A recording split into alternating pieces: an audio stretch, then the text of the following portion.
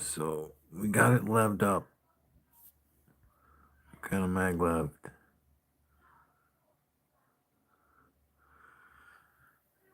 Two donut ferrite magnets. Really powerful. So it's nice and floaty. We got 1.37 volts in, so less than a volt and a half. And off the Trifilar coil, we're getting 1.15.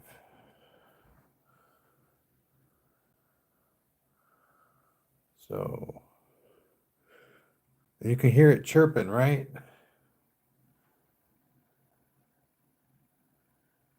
You hear the rhythm where it's at, right?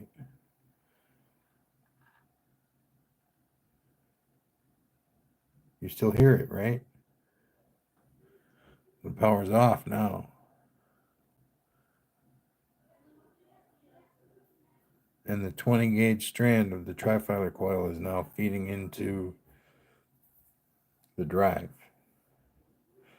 And the drive is more than the coil. You can't just plug it in the coil or it won't be timed. You got to plug it into the circuit and let it filter through the circuit, because then you get the timing of the trigger coil, which is connected to the circuit.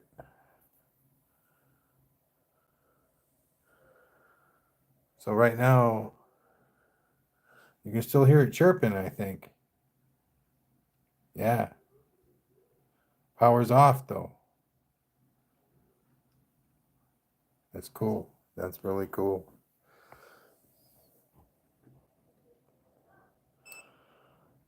All right. So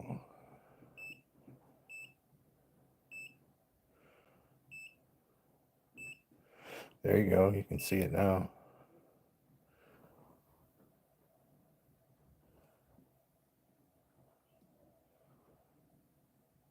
And this is without power. That is so cool. Awesome. Let me show you the circuit I'm using.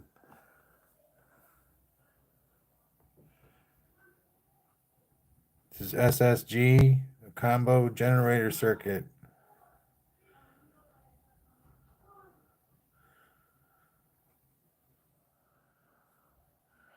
Zero voltage in, the volts are off.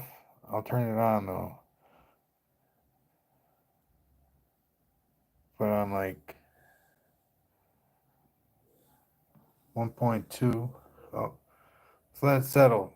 1 volt.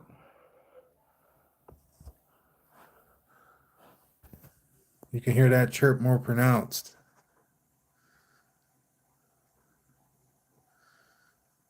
And then you can see it more pronounced on the scope over here. Hello. And welcome to the channel. How's it going? Hello, everybody. Welcome to the channel. This is Papa Bale. We're checking out the Trifilar coil today. And it's what we can do right now. I mean, okay, let me explain this. This is a Trifilar coil. It's got a 20 gauge strand, which I'm using for the drive. It's got a 22 gauge strand, which I'm using for the pickup coil. And it's got a 32 gauge strand, which I'm using for the trigger. What I'm doing with that pickup strand is I'm taking it and I'm putting it parallel back into the circuit.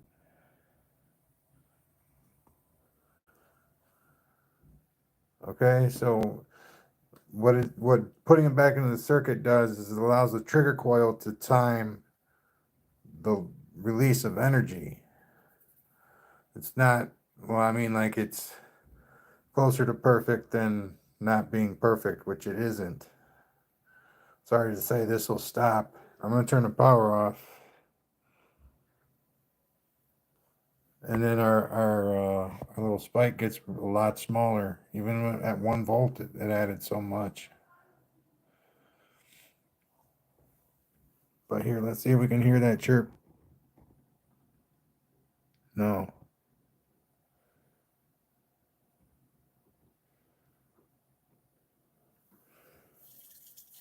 All right, so the power's off. I think we can make it chirp even though the power's off. Yeah, there it goes.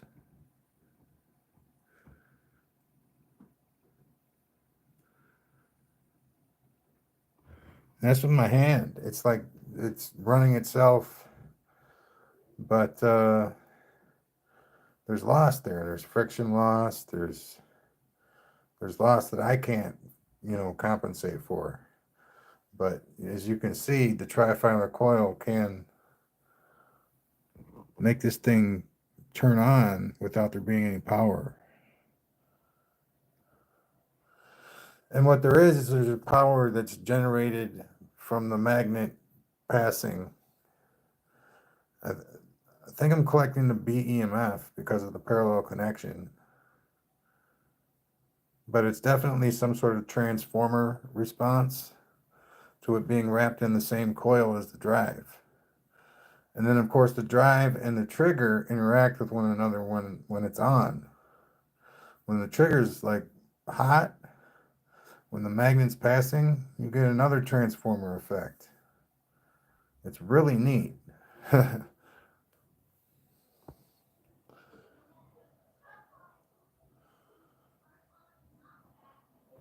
So let's look what the reading would be. This is an AC reading since there's no diode. Where I have the meter clipped to is directly to the coil. So it's an AC reading that we're getting. I could hook up a rectifier, but I don't think it's necessary.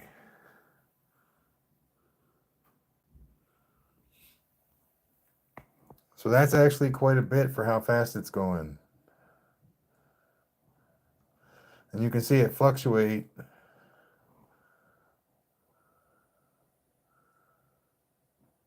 Just make sure everything's correct here. Yeah, it looks good.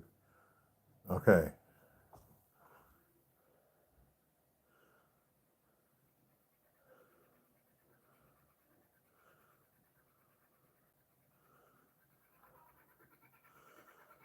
And of course, since it's SSG, we got our output light. And with this coil, it's a little less bright because it's a 20 gauge drive instead of an 18 gauge drive, which really made it light up.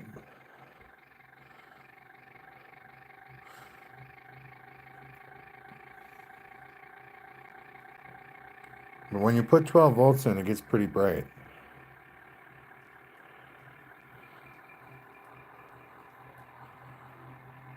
So with 12 volts in, that's how much BEMF we're getting off the coil.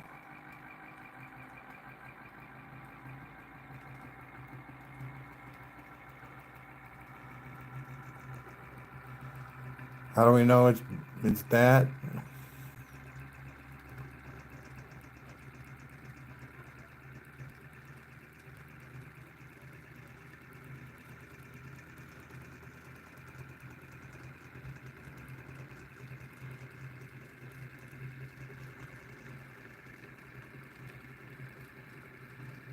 Whew.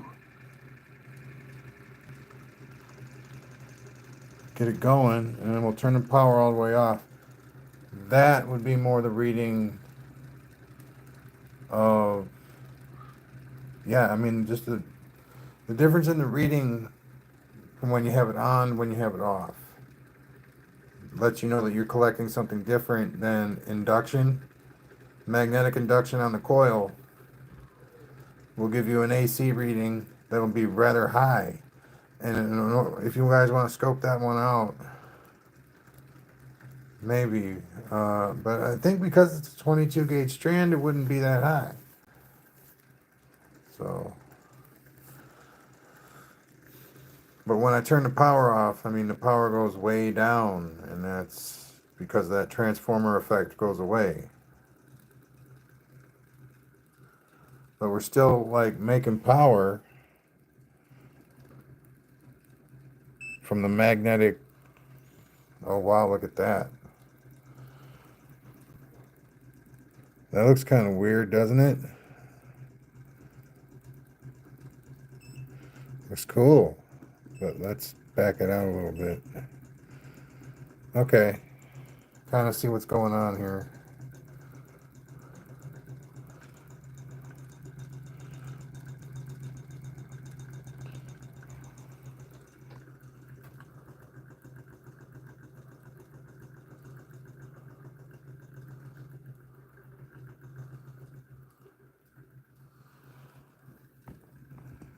Yeah, you can hear it grinding like it's on. So it is on. You can hear it like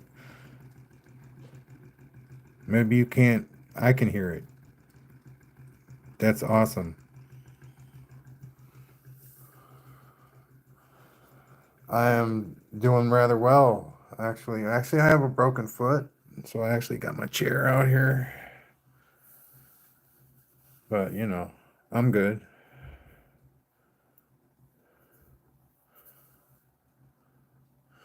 Let's get a look at that maglev under there.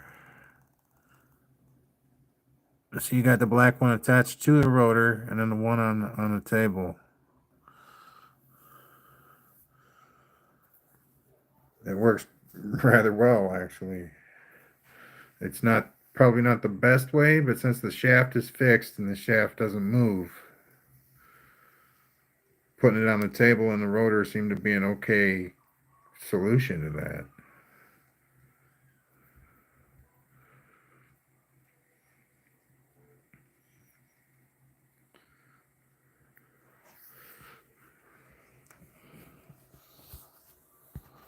So I need to actually see if there's anything that's touching because these readings look really a lot different.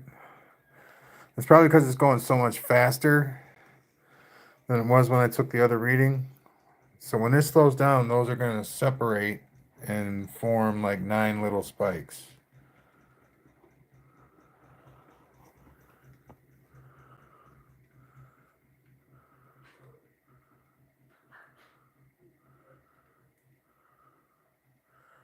Whoa.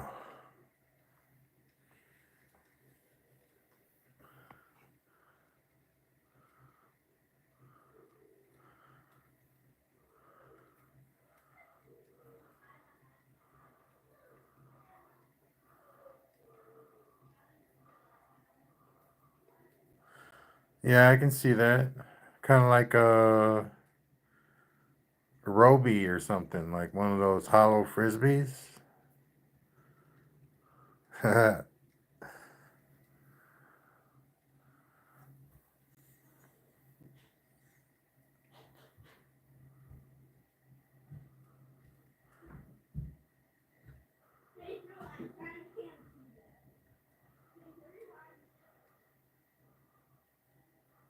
don't know what you mean then by getting rid of the shaft.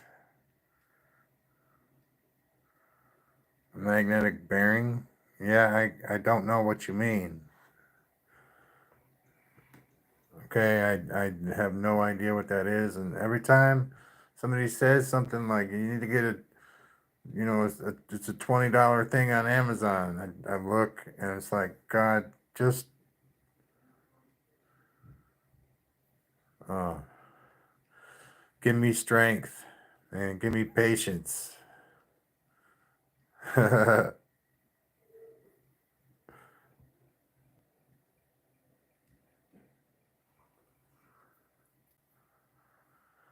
yeah, I could see if the parameters were right and the conditions were right, you could have something just floating there, spinning with nothing in the middle, like one of those hollow frisbees.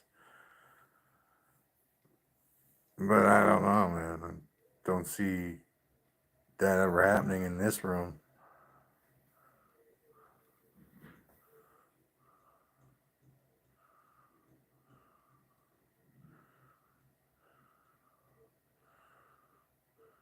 What do you mean lock?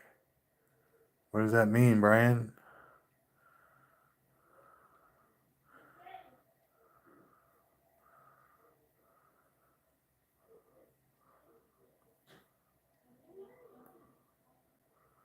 So this is a mechanism. I know this has got to be a mechanism where you can lock the magnets in place somehow. Because that is pretty much what's going on here, except there's a shaft.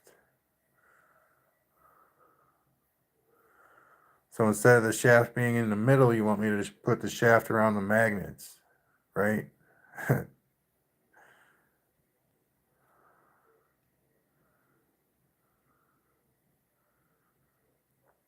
Right now, there's no power in on this, and I just, it was spinning. I'm collecting electricity off of a Trifilar coil. So I got two coils right here. Well, there's three coils in this one. I got a drive, I got a pickup, and I got a trigger all in here. And I got it set up so when the magnet passes the pickup, it'll give a boost of AC to the system. You can hear it chirping.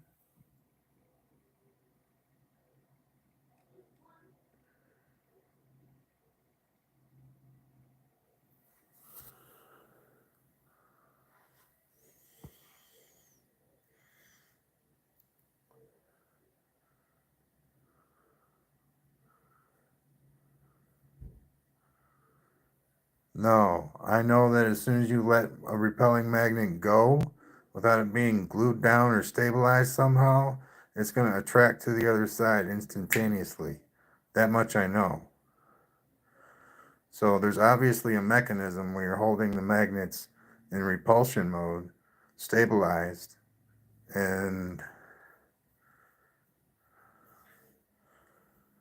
because I've done this 100,000 times in my head, dude, and it's like just having a shaft makes it's so much easier. Now, if there's actually a bearing that I can buy that'll do this, that locks them in place, I think that would be awesome. But I don't, what is it called? Magnetic bearing. So if I like look up on Amazon magnetic bearing, I'm gonna be able to buy one, right? What's up, my man? Uh, Sweet, dude. Then I'm gonna do that because it'll be a lot more stable than this is.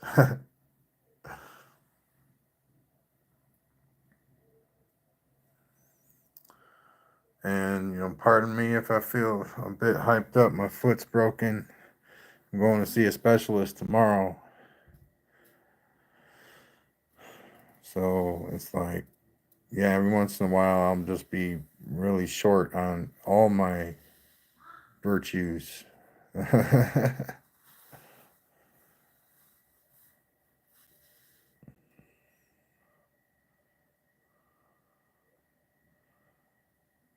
Thanks, King. Appreciate you.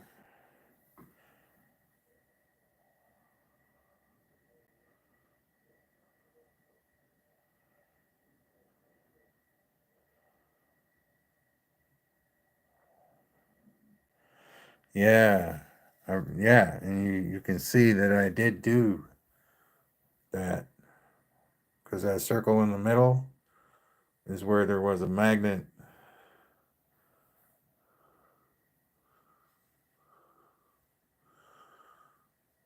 All right, so I actually have, let me get that.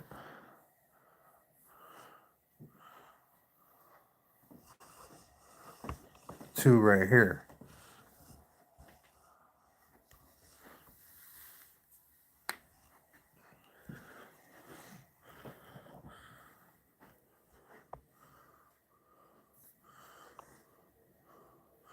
Now it's going to drop it slightly out of alignment.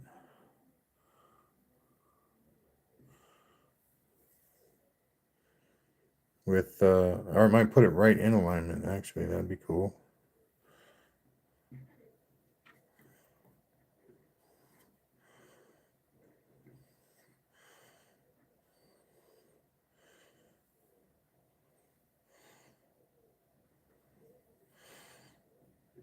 Just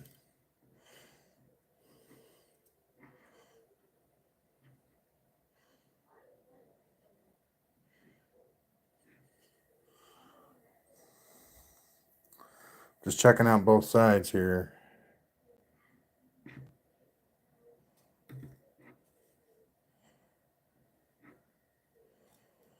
You know, I'm getting a lot of reaction from the magnets on the outside.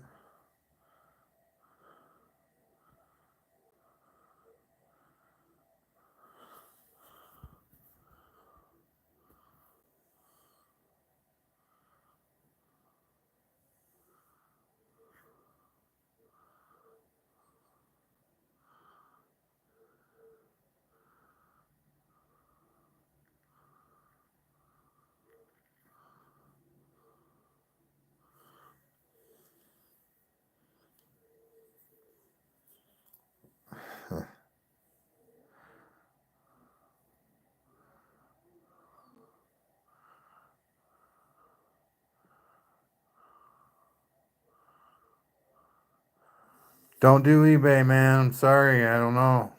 I don't know about eBay. And I definitely know that, yeah, that's a package that is rare to come by, Brian. All this slightly larger stuff. I mean, in my experience, it doesn't exist.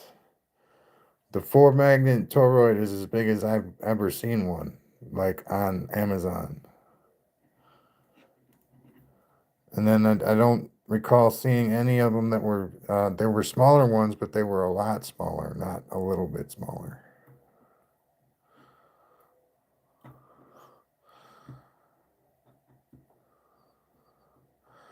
But if you can find a link to one that you think would work, you can send it to me and I will get it.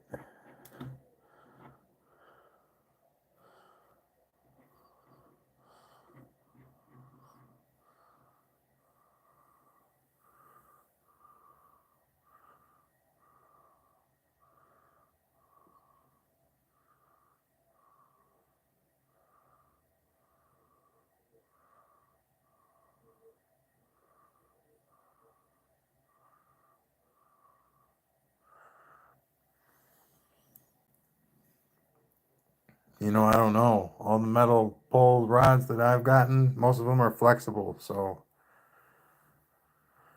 you know, I don't know. It sounds like you're going to need something that's going to be rather inflexible if you're roasting a hog, dude. I don't think you need all tungsten or anything. Maybe just a chrome rod. About maybe 10 millimeters, like that. Maybe like that, but longer. Definitely a longer one. And I mean, already you're talking 30, 40 bucks.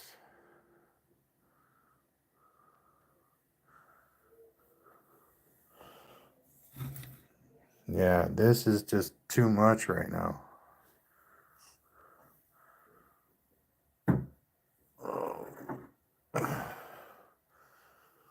But I'll definitely keep it on the docket for putting those magnets on the top. But I need to center them, and it's just, I can't do that with one hand.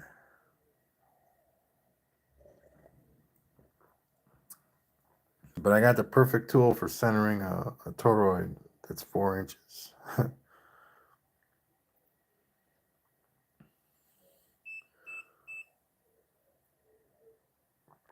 And then, of course, if you don't have a crank yet, you're gonna want a crank. you gotta, and then maybe you want like an auto crank. You're definitely gonna want an auto crank. Keep that thing cranking the whole time. It'll cook nice and even, you know.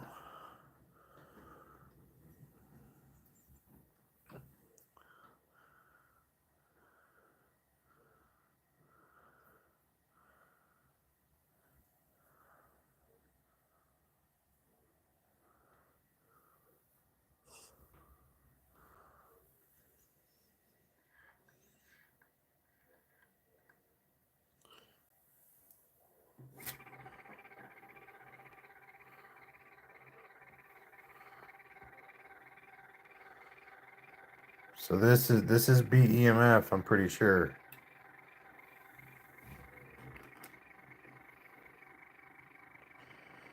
I'm collecting it off the pickup coil in this Trifilar right here.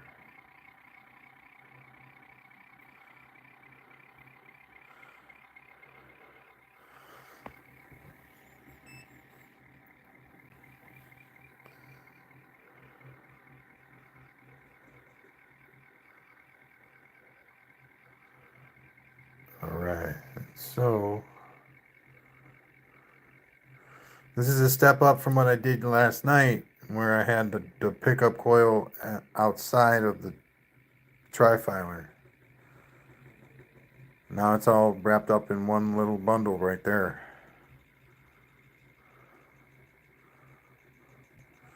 Right now, we're going 6 volts in.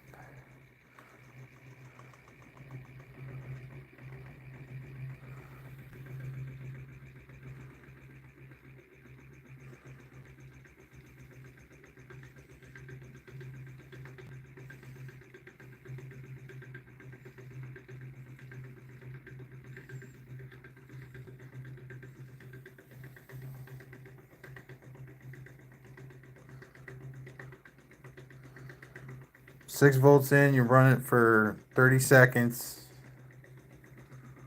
You get some speed.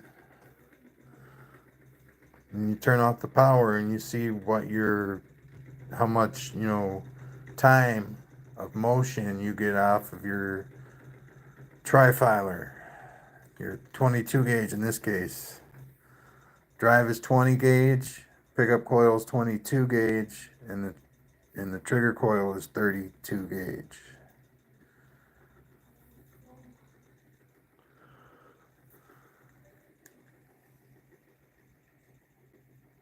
Other forces that are in play, you got inertia.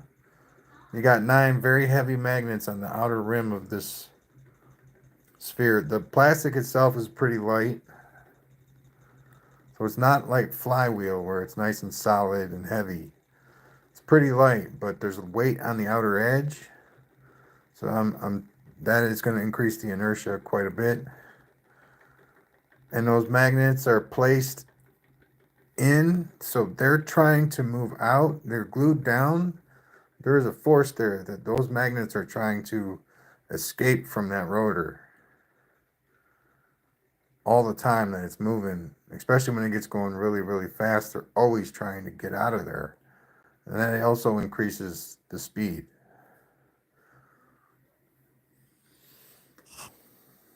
And it's not like every way that you put the magnet in there that's going to happen as much as it's happening here. This is literally the way I put them in here.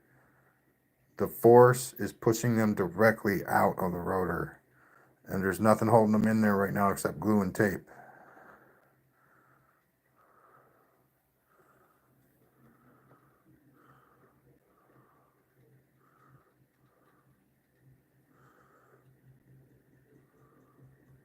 So I got to get a magnetic bearing.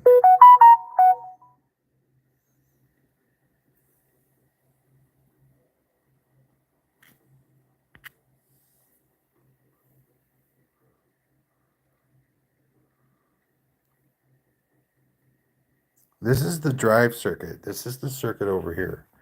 This is from K Energy store. And it's a SG generator combo.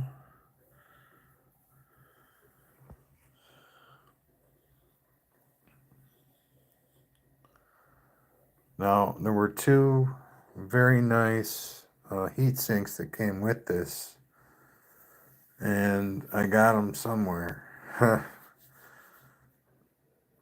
And I gotta get them because the screws, they're attached to some transistors at the moment. But I don't know where they are. I've moved around my stuff a lot lately.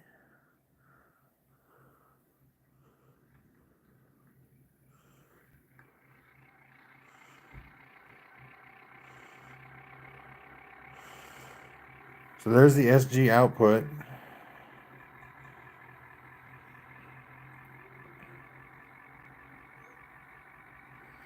And And then I'm taking the energy from the 22 gauge strand, which was enough to light this light up, and I'm putting it back into the drive.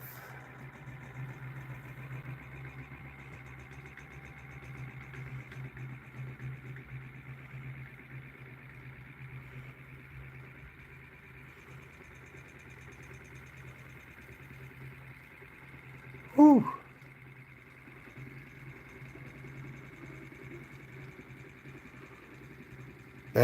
That's actually pretty good. Pretty good. It's pretty stable. I'm actually really happy with it. We are going to add a little bit of stability, but I wonder how fast that's going. Here we go.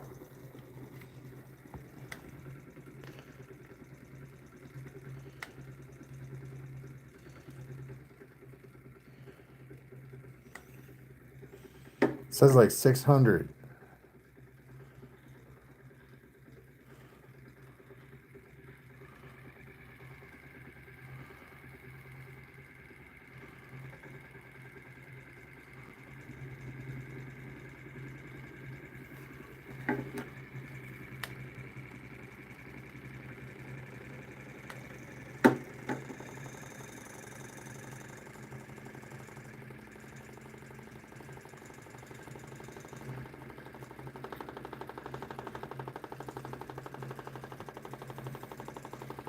Whoo! That's going like the dickens.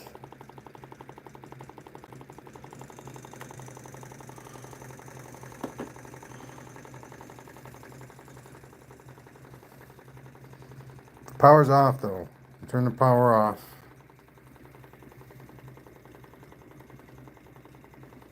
It's like 666 is like some sort of zero barrier number for this build.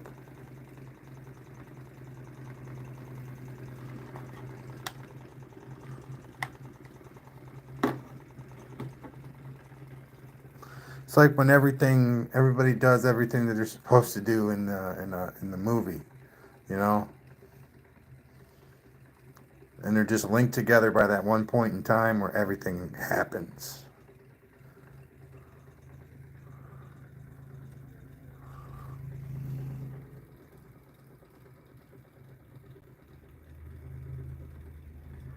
And it's a mathematical certainty that everything's going to happen then, because if it doesn't happen then, everything stops. And that's the only thing I can think of. Just everything. It has to happen then because it's going to happen then. It couldn't happen any other way, and that's why the math says this is going to happen then.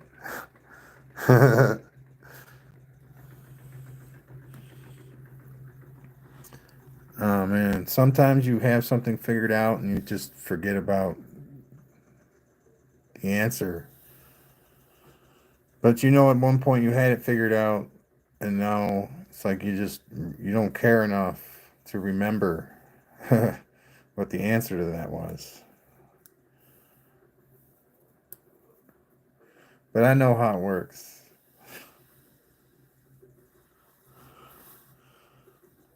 Mm.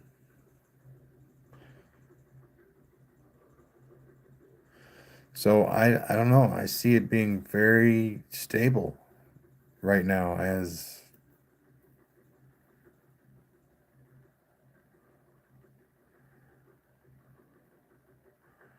I think I spun it the wrong way too.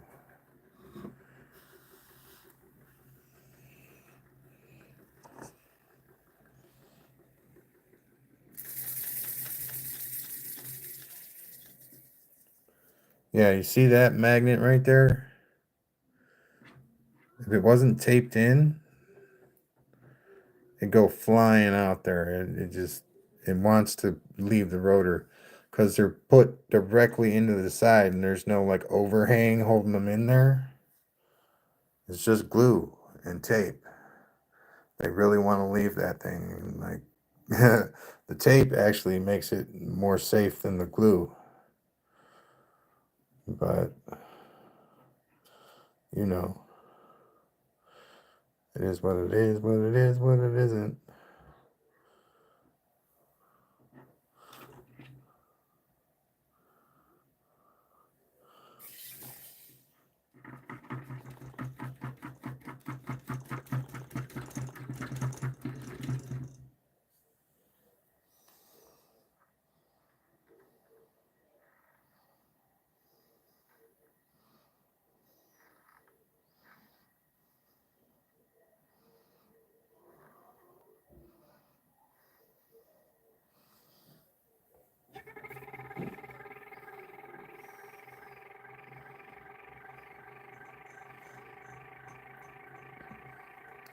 I love this rotor.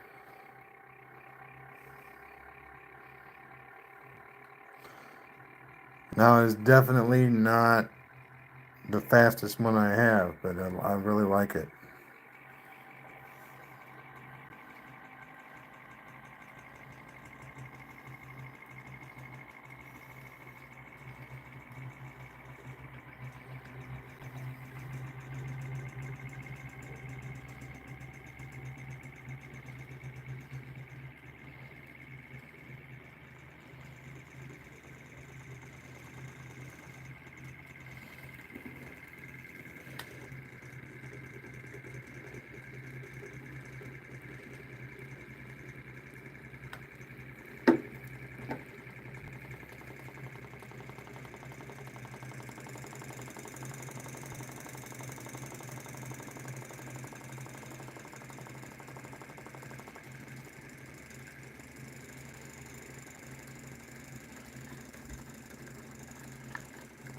All right.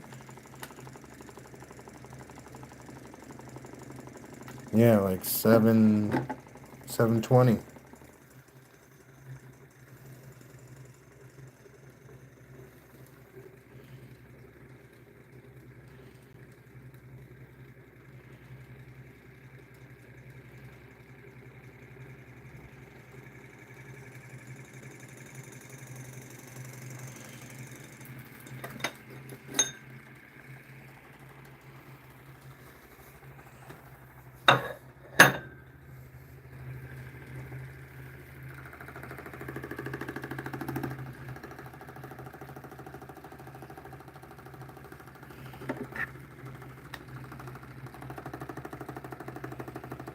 $763. That's not bad. Something's knocking. Might be that magnet trying to pop out.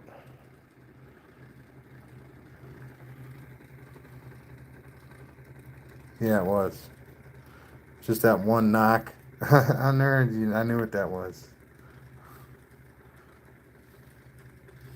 Hello, everybody. What's up? This is Papa Bale. Please like, subscribe, hit the notification bell, share if you like this content.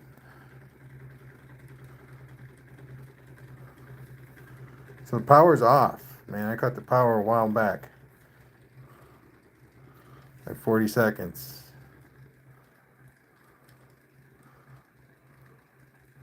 I love it when it gets going like that. It actually is generating more electricity than I'm putting in. And that's on a 22 gauge strand. That's like not on your typical generator coil.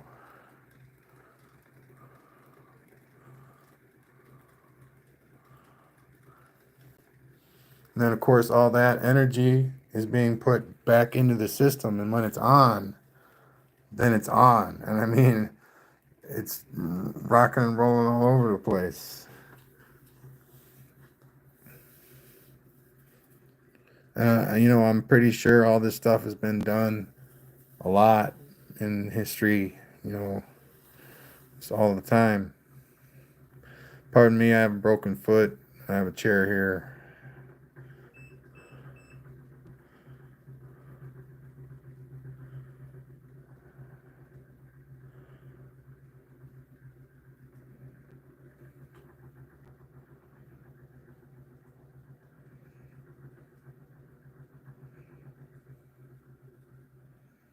That is so sweet. So we got backlash on our power supply of 2.5 volts, and we're generating more than that. right now. So this is actually what I would consider, if it's real over unity, is right here. This is happening right now. Only by about 0.3 of a volt, but it's going on right here, right now.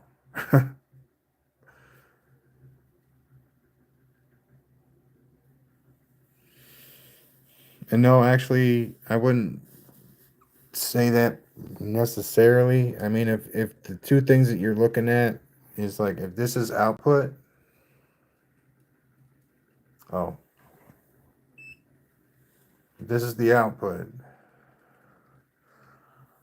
and this signifies the input, which is, it doesn't signify that right now. That's why I'm like scratching what I said, because this is off. This is just stuff that's filtering back into the system. This number doesn't really mean anything. That's what I'm getting at. But we could turn it up.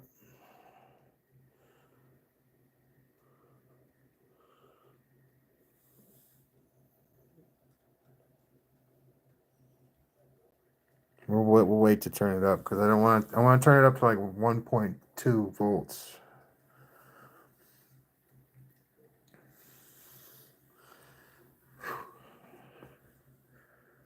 Because this thing works just as good with little power as it does with a bunch of power.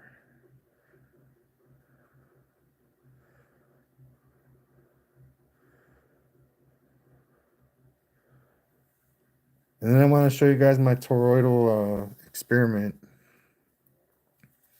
I got to make a few changes, because the toroidal magnets are not exactly 4 inches. So, don't know if I'm going to use them though. So I don't know exactly how much effort I'm going to put into the permanent magnet thing that I was going to try.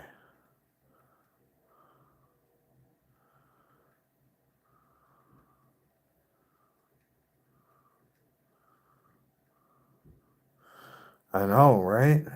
It's amazing. See, but it's definitely going down and going up at the same time. Oh wow, there's a lot going on here. But you can hear it. Power is all the way to the left. That is definitely the chirp of the motor, and I'm going to prove it right now. Putting power in.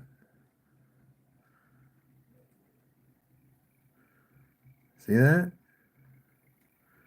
Now you know what sound you're looking for.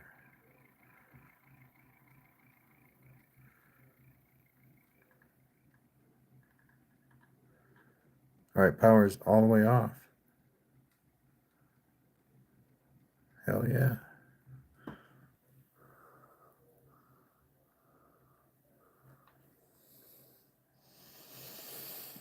Mm.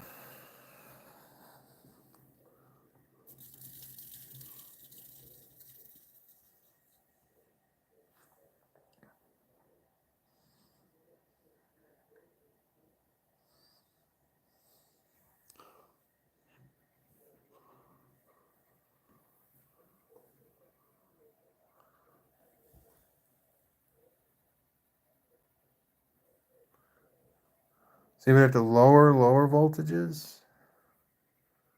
1.3 in, and we're not going to get much more than that out. We might get up to 1.2, maybe. So when it's like going really, really slow, and there's a slow spot that it'll work at. Well, let's let it run for a little bit. See if it picks up any acceleration phase.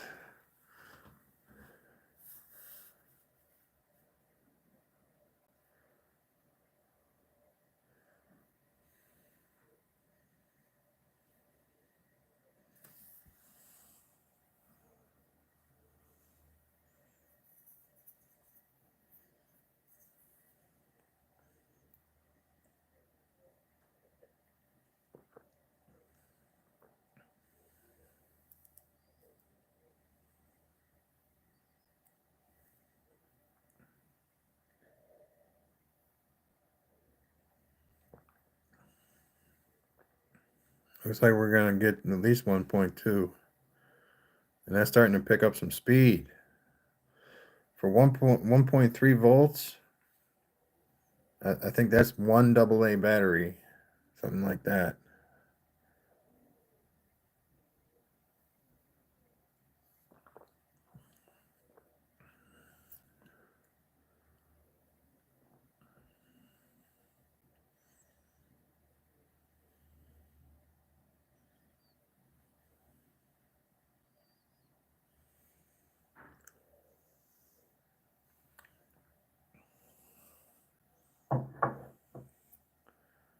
All right. Well, this is warming up. Let's go check out the toroidal.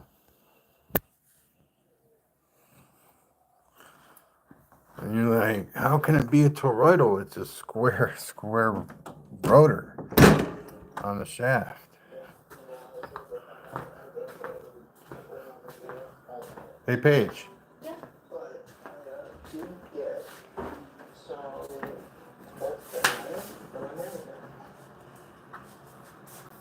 All right. So this is it. And that's how I was going to have them have it sit in there. And this will spin because those tubes, it needs an adjustment. I don't even know. See, it doesn't fit on the top, though. It's very close, but it doesn't fit on the top.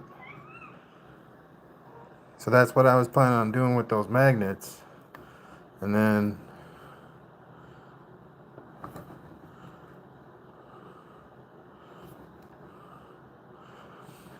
but I gotta change it a little bit. I gotta make it more tight so it's touching all the bars on all four sides, basically, all four corners.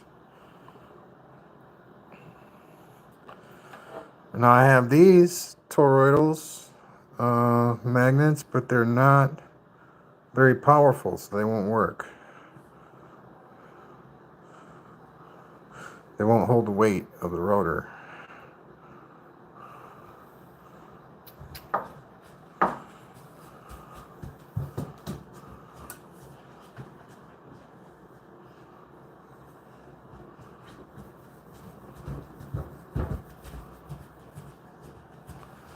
So I was thinking about if I was going to do perms, I'd have to push over the center line, and it'd have to be perpendicular, not parallel, perpendicular, like it is. See, like the magnet split like this, and so that's north and that's south. So we want these magnets all to be north and south going this way.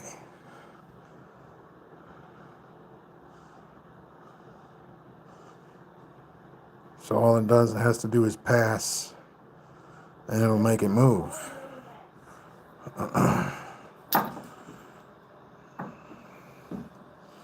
Anyway, I think that's pretty cool. And if it does spin, the inside and the outside will spin.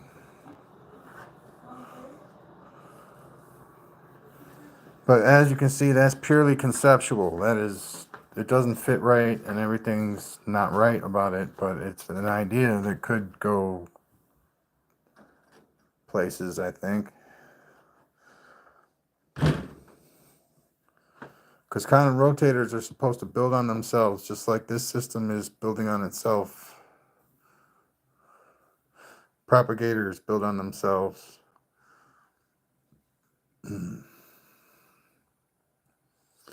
So a propagator is not an EMP.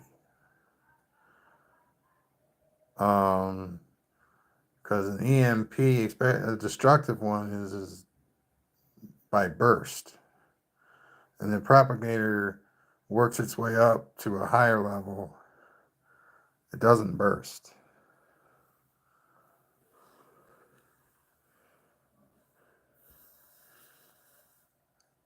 I guess you could make it burst if you were a really evil guy.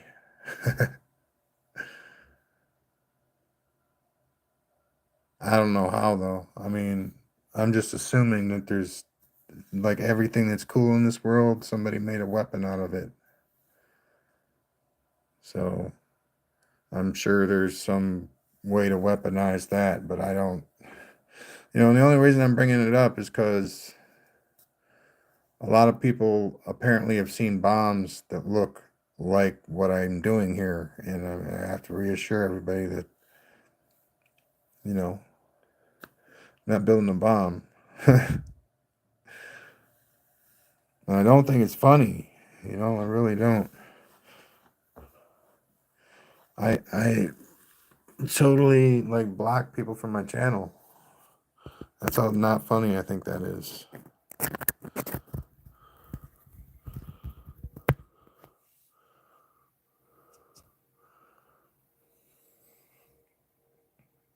So this is 1.32 volts in. Yeah, and we're not getting 1.3 out. We're getting about 200. No, let's see here. About 0.2 of a volt less.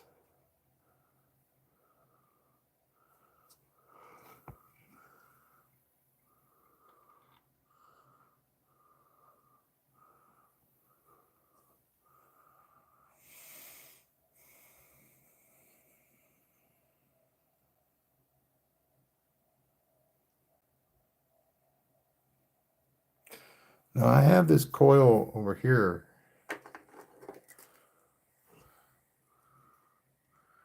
This is 8 strands of 26 gauge and 2 strands of 32 gauge wound parallel. So that's 10 strands of equal length.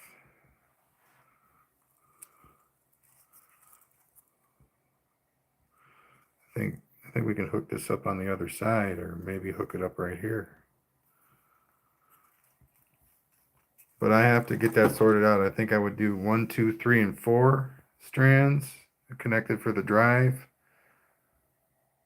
5, 6, 7, and 8 connected for the pickup. And 9 and 10 for the trigger coil.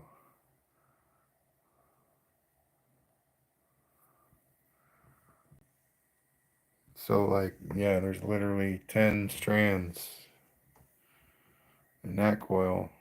And I'm pretty sure it would be an awesome experience. That coil would be great. But I'm gonna hook that up off camera the way I want it.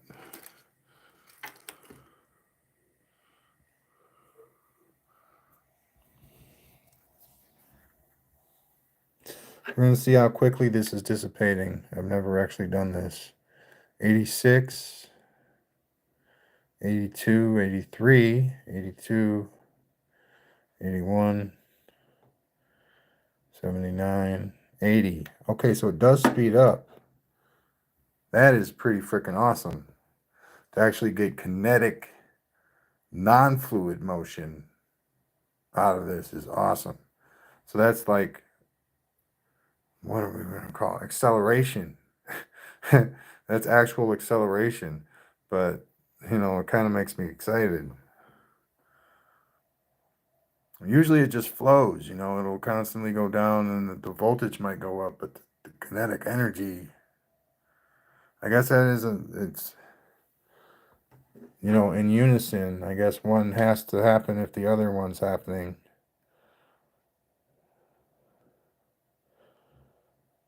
But then, it's like for every one step up, it takes 3 steps down.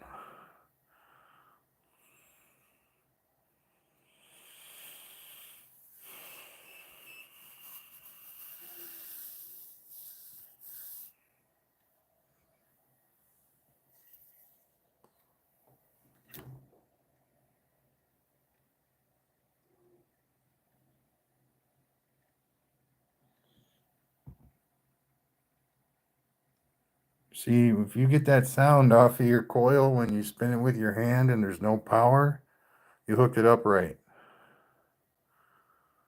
Because most of the time, nearly, except for this time, all the time, I spin it, it's silent. if it's not on. That's so cool. And it's pretty efficient considering that the pickup coil is inside the trifilar right here. It's all right there.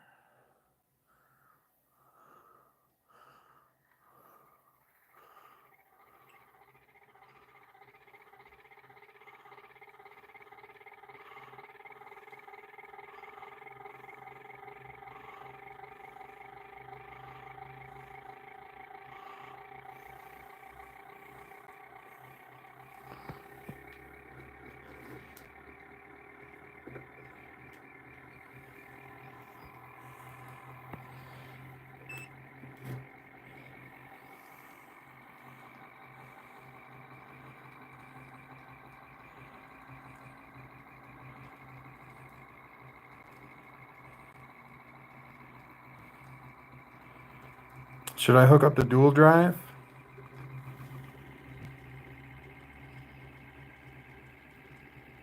I think I'm going to hook the other. Now that I got this coil out, I can hook the fat one up over there. That would be awesome.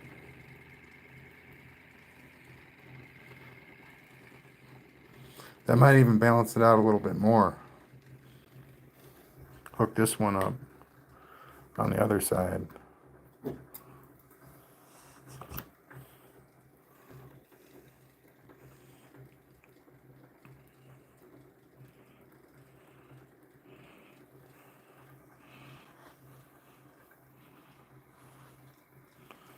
There's the other SSG right there.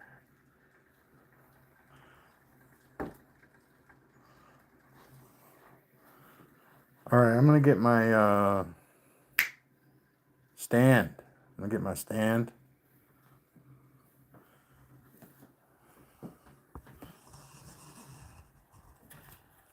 And I'm going to hook this one up. I'm going to hook it up real quick.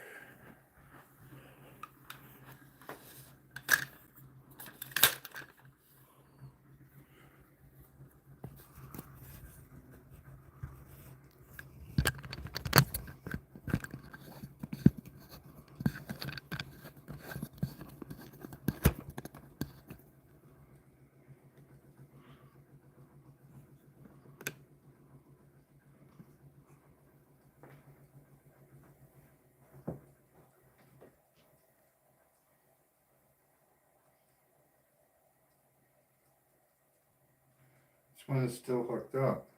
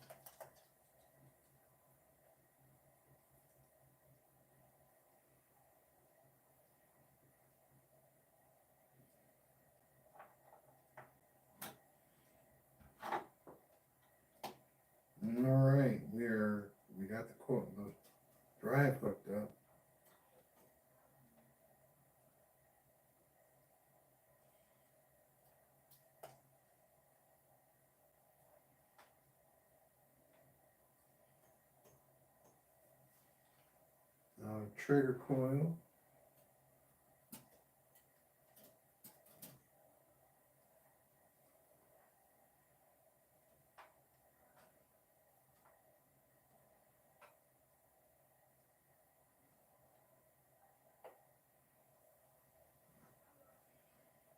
Wow, that hurts.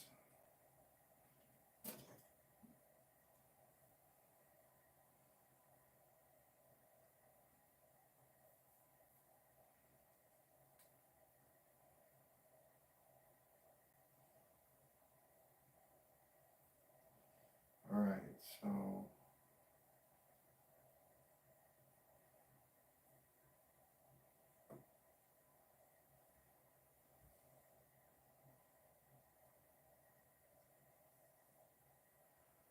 I wonder.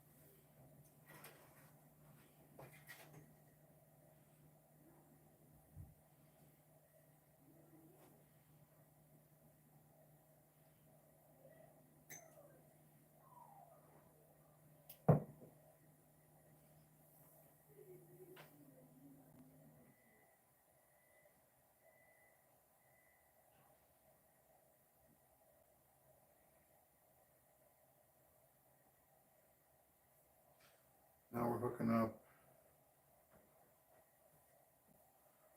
the negative to the negative, the power supply, the power in, I should say.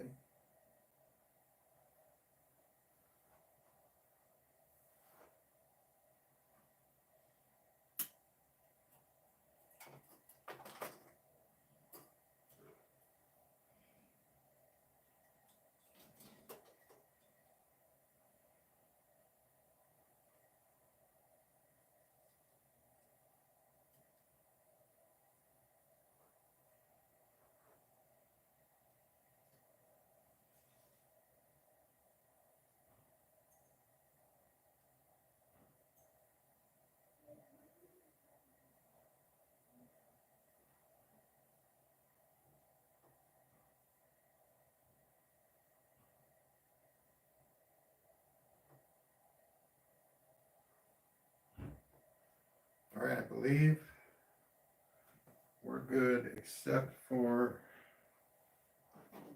these output cables.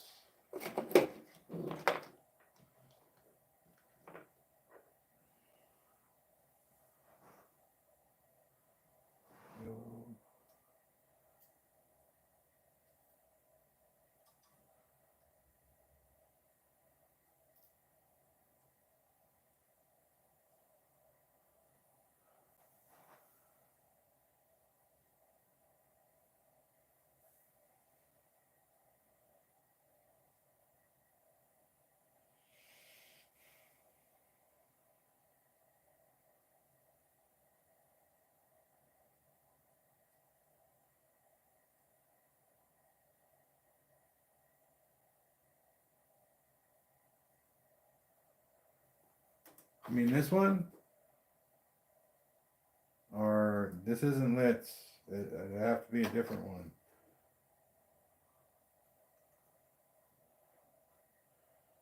Let me think. Let me see if I can find it.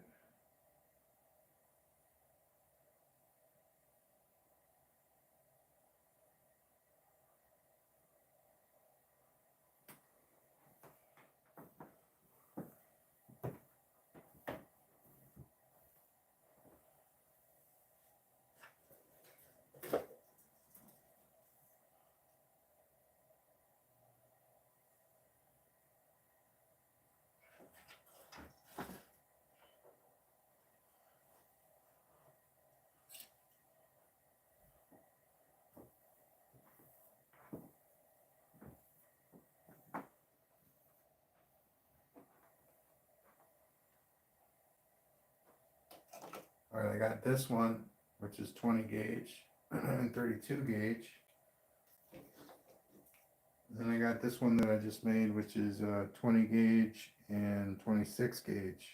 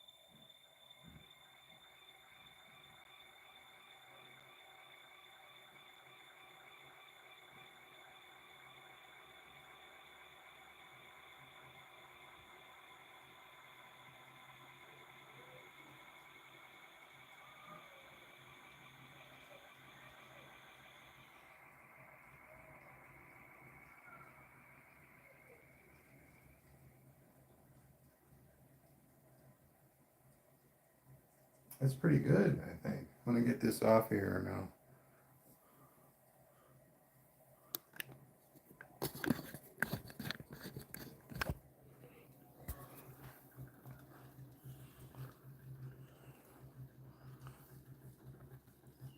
And I would hook it up, but each one of these connections is separate. Each going to their own SG, each going to their own power supply.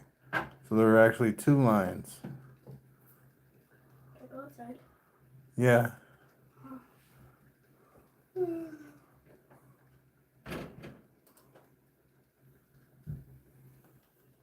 Is it going to be good? I don't know. Don't know. Might have to hook them up in series or parallel or put them together. Might have to do that. Looks like we're going to have to do that because it looks like it's going slowly.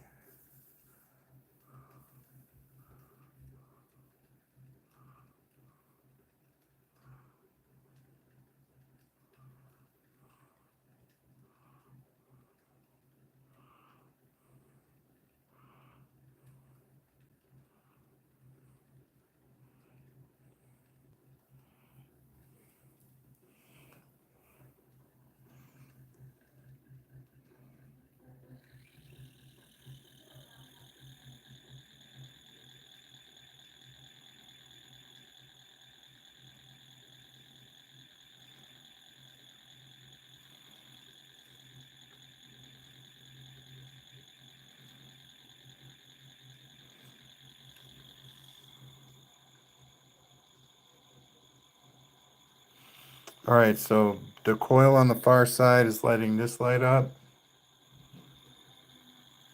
And it's funneling its trifilar back into its SSG.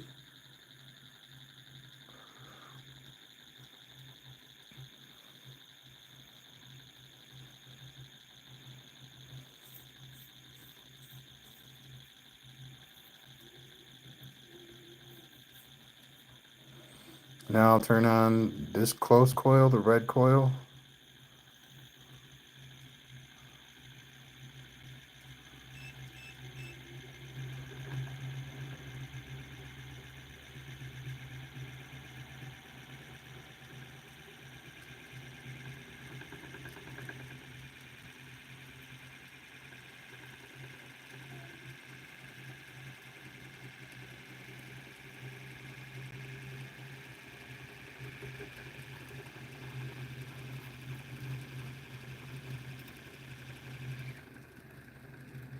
Wow, see, when it gets going, that voltage reading gets well above what you're putting in.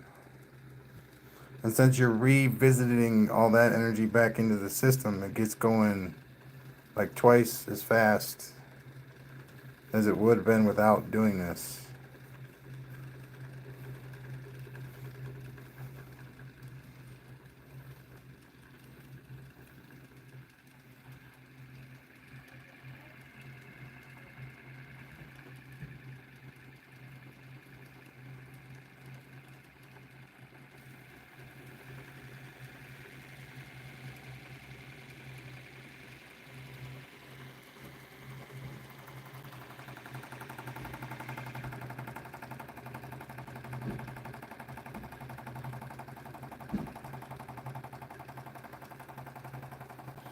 So that's got to be that piece of wood with my name on it. What are that green piece of wood? So it does get rocking a little bit.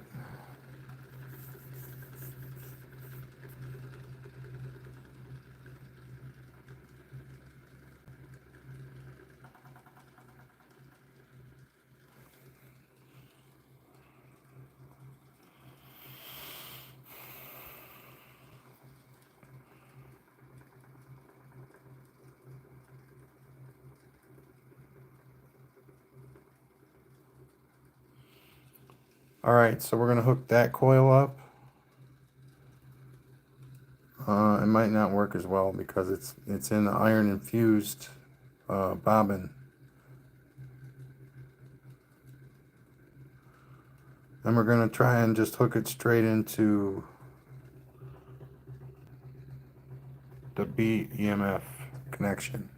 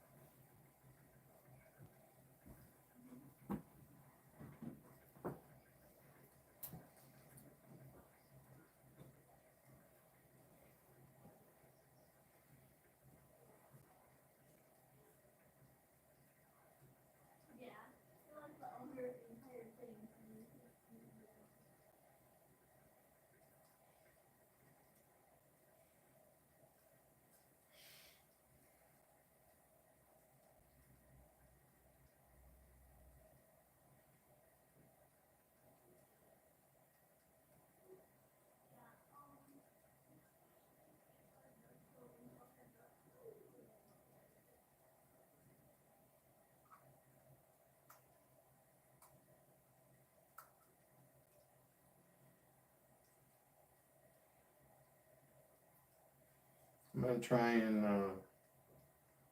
hook these two in series.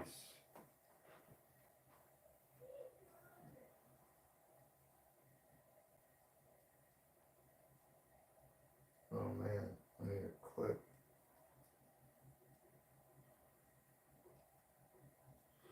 You know what? Maybe I'll just hook up. This is ridiculous.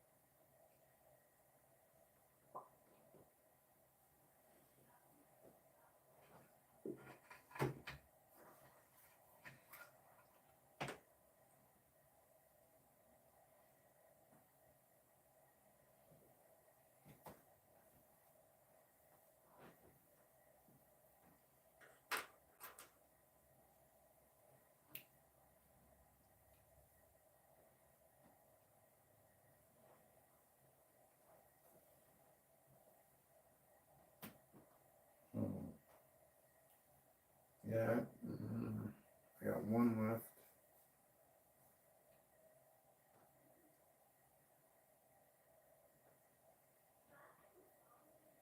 We're not going to use a diode.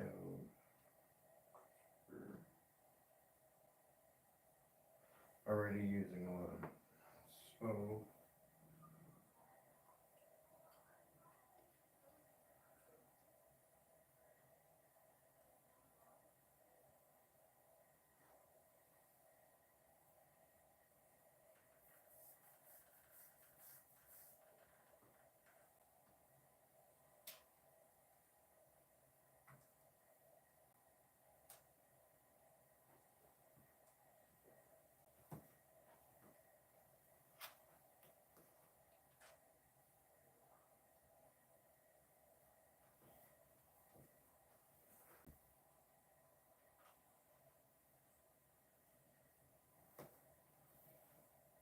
nice. You got that. All right. So I don't like using these clips around the magnets.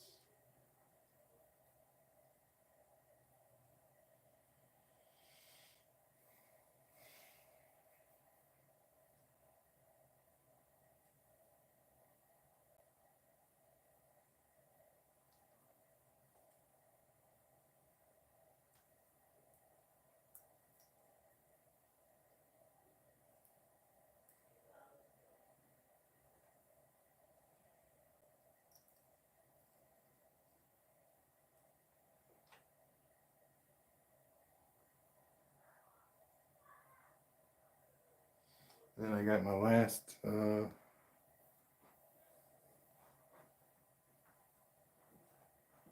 clip over here. And I'll hook up the last connection. Until the next time, which may be in a couple minutes. All right.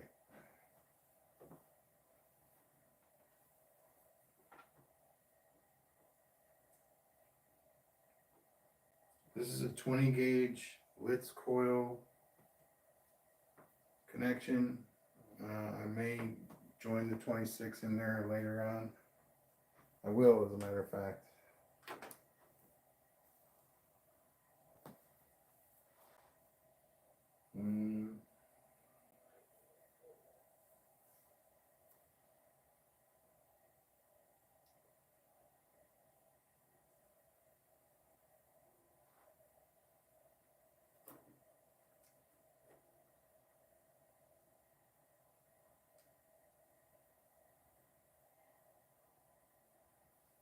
Now, since there's two hooked up to that, in order to get a proper reading, I'm going to need to hook it up on the other side of the diode.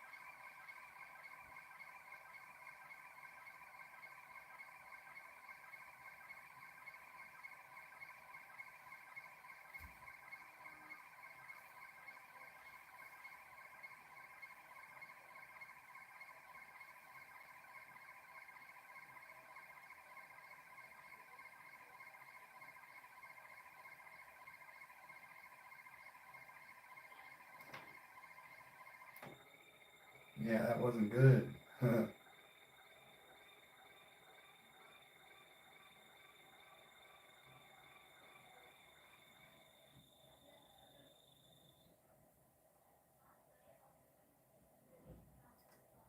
So no, not gonna add that.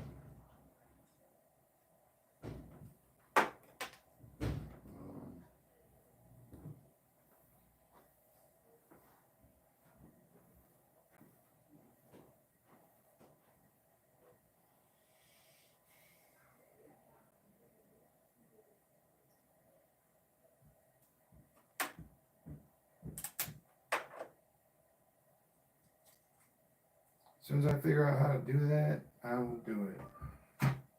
I don't even want to take the time right now to figure that out. But you saw how, like, it's probably because I had the ends hooked up wrong. That probably was what the problem was, because it looked like it was fighting itself. So yeah.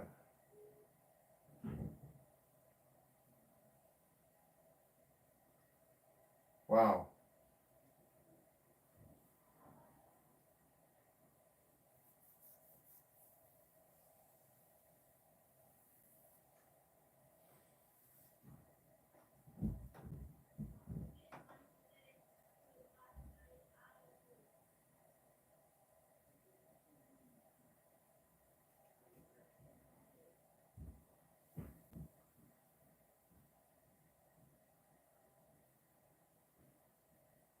But I'm pretty sure both of these coils are working right now.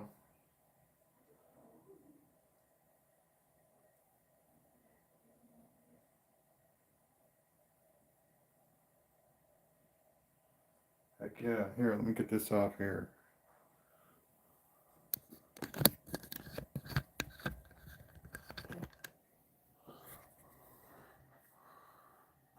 All right.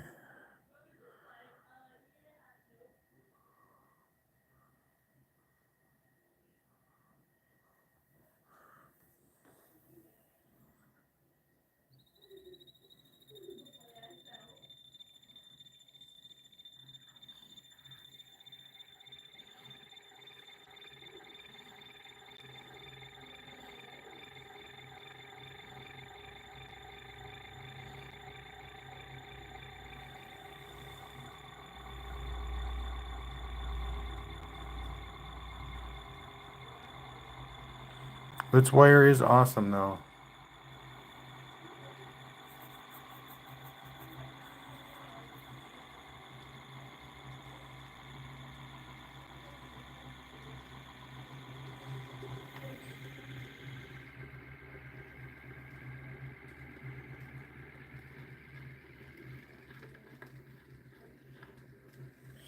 So, oh man.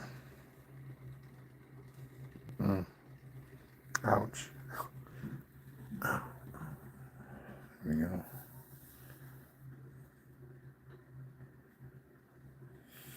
So I always thought that this would work better with a dual drive, especially since it's offset. It's a 9 magnet rotor at 180 degrees. The two coils are offset. So it hits 18 times.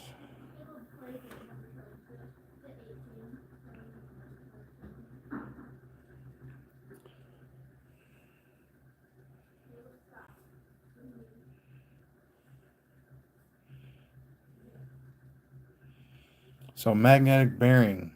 Need to get me one of them.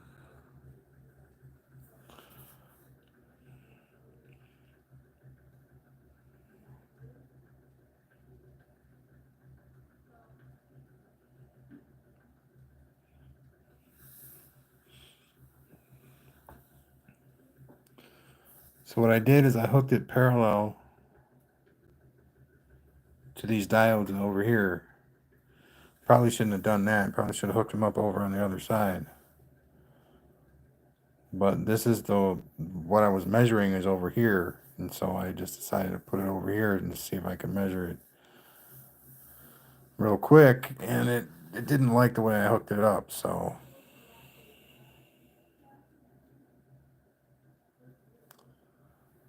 I'm glad that everything's being forgiving at the current time.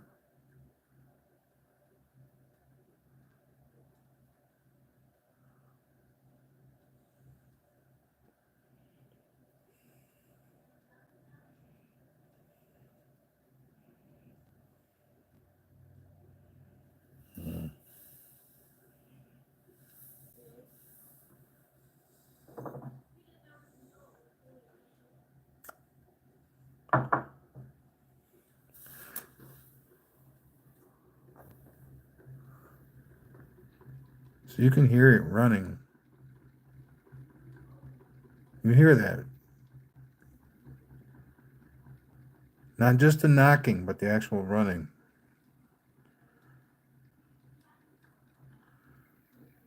Hear that? Hear that get louder?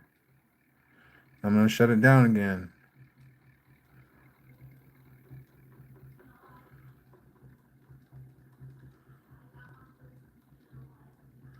You can still hear it. Yeah. That's great.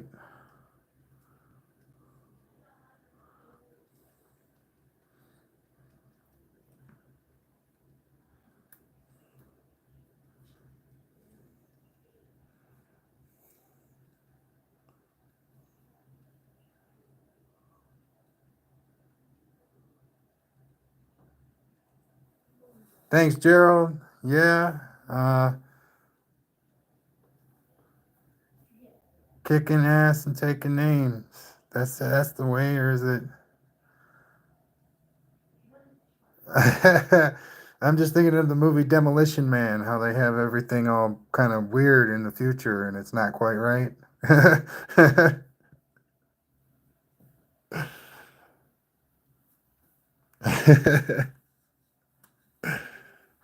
But yeah, man, this one's running pretty much on its own power, at least for 25 minutes at a time, if not a half an hour.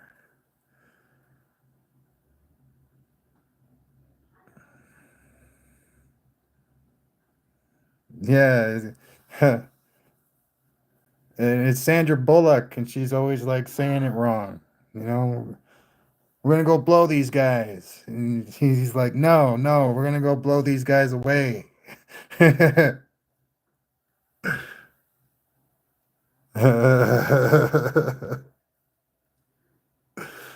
I know, man. I was so thrilled when I actually got it hooked up right to the point where when I spin it with my hand, it'll actually turn on.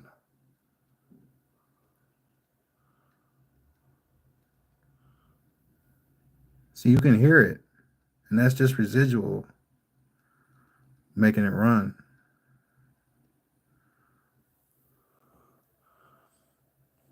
Oh man, I was like, yeah, I finally figured out how to hook and utilize the flyback, and I was thrilled.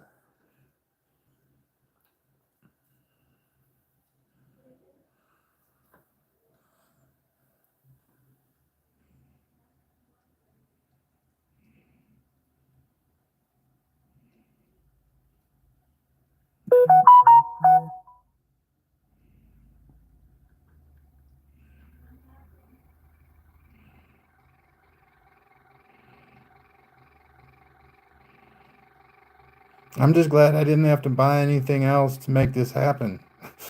Seriously, I was just because I've been trying to get this to work for a year and a half. Just and I just finally figured out how to hook up a coil parallel to the point where it made sense in my head. Because you put the diode on there and immediately you're thinking that's a series connection, and you shorted your coil and all this jazz, and or maybe not shorted it, but you connected it to itself in series to hook up a parallel. It's how you draw from the diode that makes it what it is.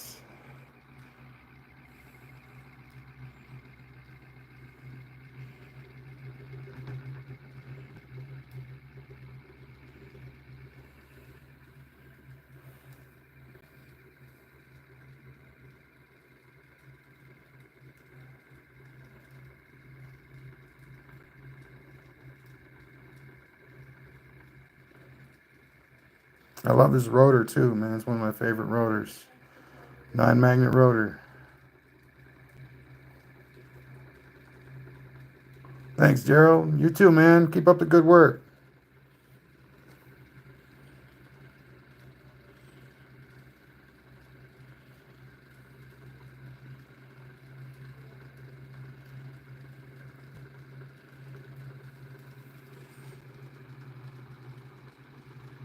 Oh yeah.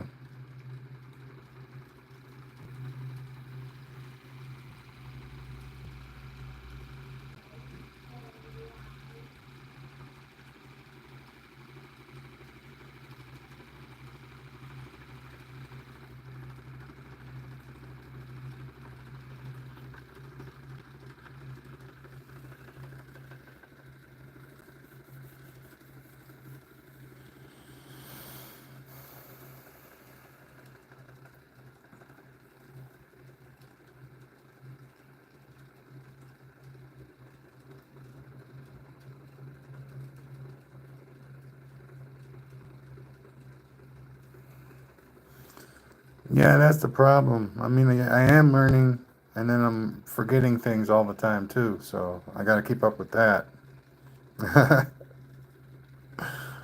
But yeah, it's definitely a trial. Sometimes it's a tribulation, but it's all good. And it's all growth, I guess. 2.5 years ago, I would have never thought I'd be doing this right now. Actually, I was painting. I was loving painting. Painting's good. I'm probably gonna start painting again pretty soon.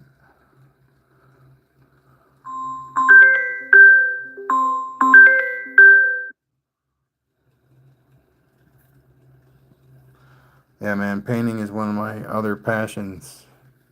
I love it because it's a great way to express yourself, and if you follow steps just like this. If you follow certain steps, you will get to where they told you where you were gonna go.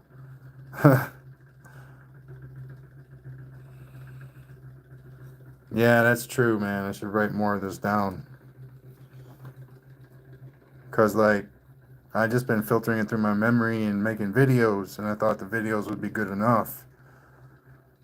I don't think so anymore. I gotta write some of it down. The videos, there's like over 2,500 videos that I've made, and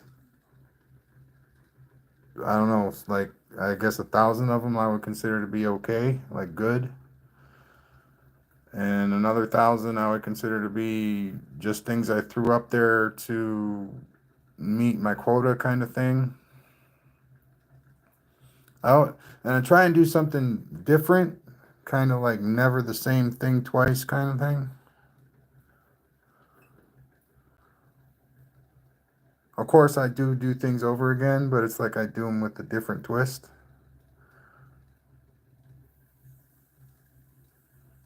I want to like start doing other things too. Like I have a toroidal experiment. Uh, Now, in the Ant-Man movie, you got this little. It's like something that they put to shock the computer or something. It looks like a little test vial. That's a coil.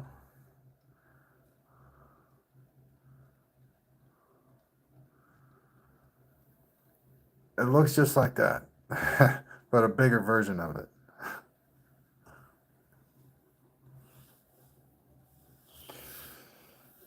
Oh, what the hell? Let's go check it out.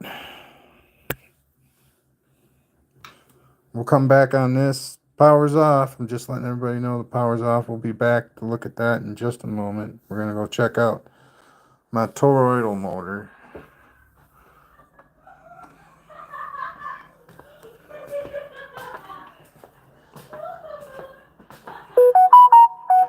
My kids are having a blast.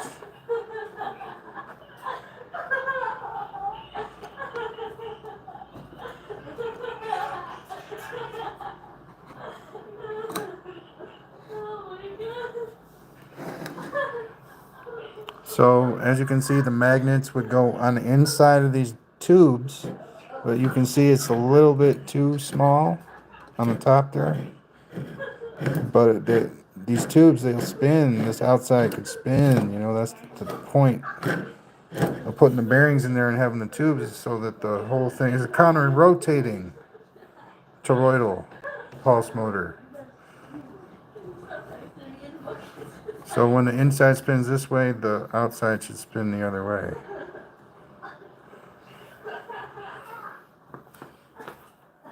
Because I found out with most stators, if you make it so they can spin, they will spin. And for the most part, they're going to be spinning in the opposite direction. Hello, hello.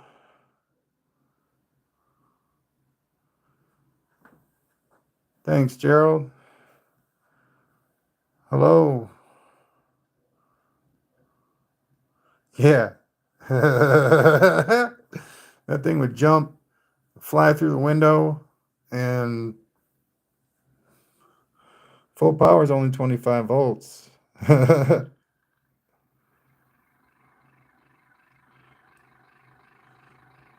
I can make the other side go up to 60, but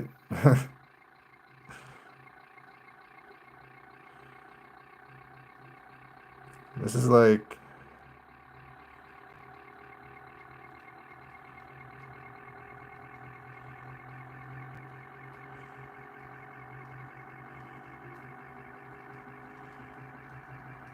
17.5. Oh, look at how bright that light is. Good God. 19.6.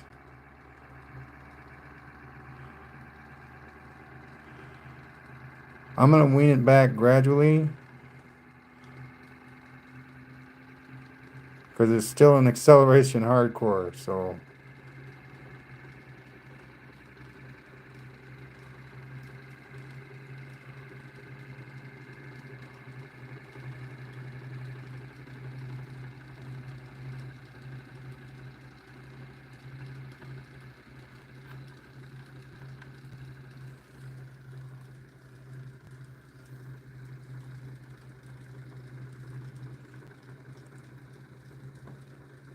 it looks really cool because of the paint on there.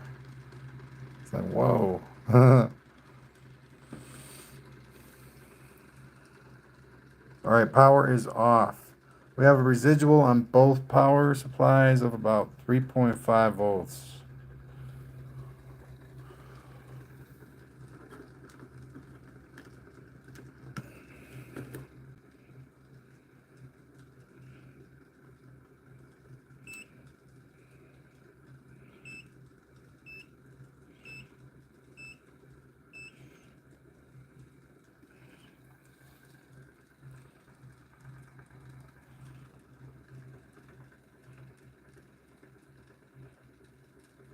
This is cool because this is what's happening on the red side. Now what's happening on the other side is pretty equal to what's going on this side, probably a little less, maybe a little more. I don't know. It's a different shaped coil, but the composition is different too.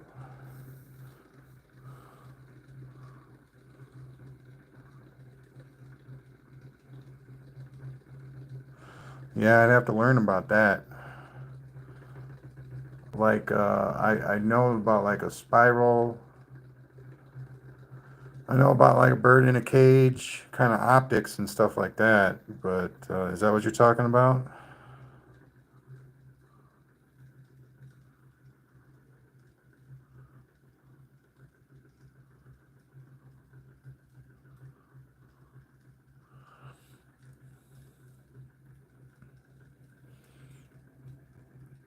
So like 8 to 21 volt spikes. Peak to peak. So from the very top to the very bottom, gets up to about 21 volts. And I think that's plenty, even though it only happens very seldomly compared to everything else. There it goes. They're separating. Separating. Now.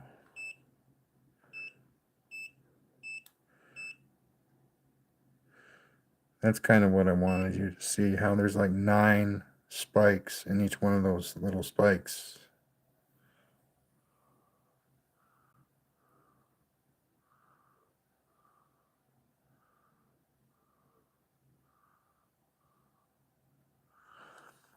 Hell yeah, man. That would be cool though. I don't like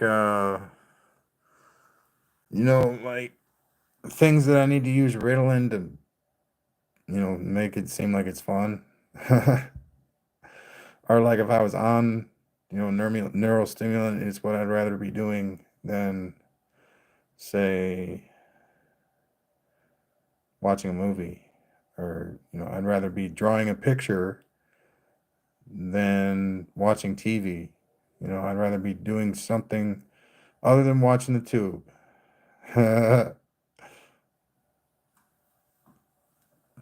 But yeah, man, like if I was on a neurostimulant. And then they took it from me and they didn't ever give it back to me. And they said, no, you can't have this because you got other problems that are more pressing than your ADD. So now whenever I hear like an awesome, brilliant guy say, yeah, I'm ADD, I'm like, oh yeah, you got drugs. You got drugs. Come on now. And if you don't have drugs, you are really, really awesome. Because it's so hard to struggle through an illness without the medication. Oh, it's very hard to.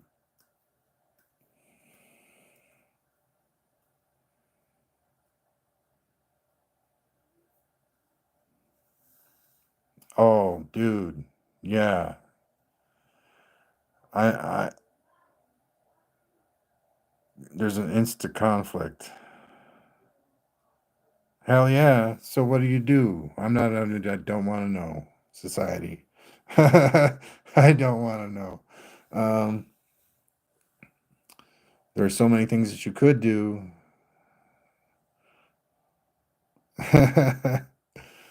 uh, uh, yeah, man. And sometimes I still like crave it because I got addicted to it. My other illnesses were really like stimulated by the Ritalin and made my life turned it upside down, dude.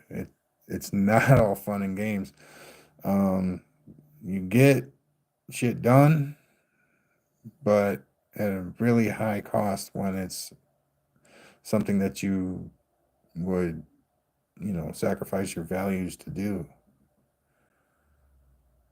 And I had a real problem back when I was younger because of my bipolar made me like quickly an addict to anything that would stimulate my mind.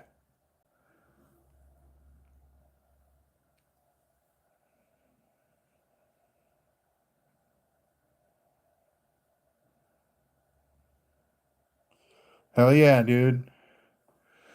Everybody over there, you, old man, uh, benefactor, uh, who is the guy that makes the coils? I forget. I don't see him very often.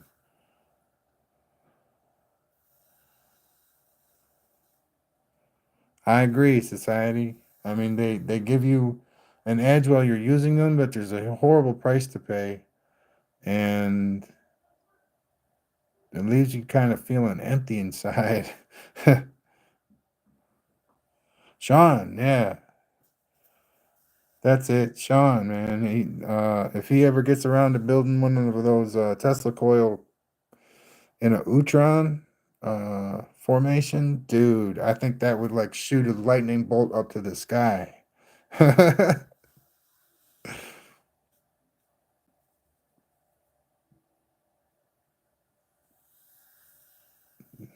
Or it'd be awesome. That much I know. Just based on what he's done so far. And he was working on the cone. And since he did the cone, I'm like, oh, dude, that would be so cool. Just put the two cones together at the butt end. And there you go.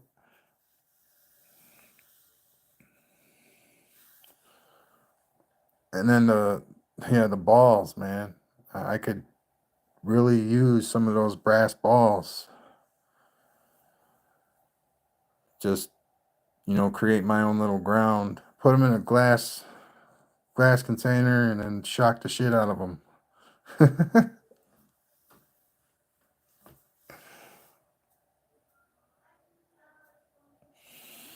So this is what I got for wire. I got 32, 24, 32, and then I got 20, 18, and another half a spool of 32. So what I'm thinking about doing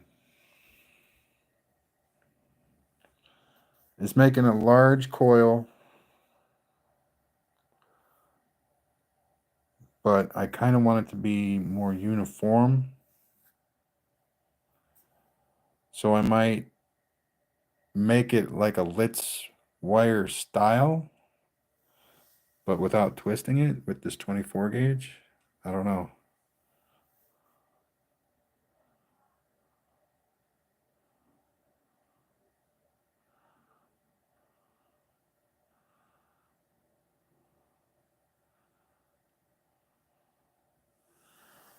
Oh, so he did put the two cones. He said he was going to make the two cones facing each other, so I guess he's right on par with what he was going to do.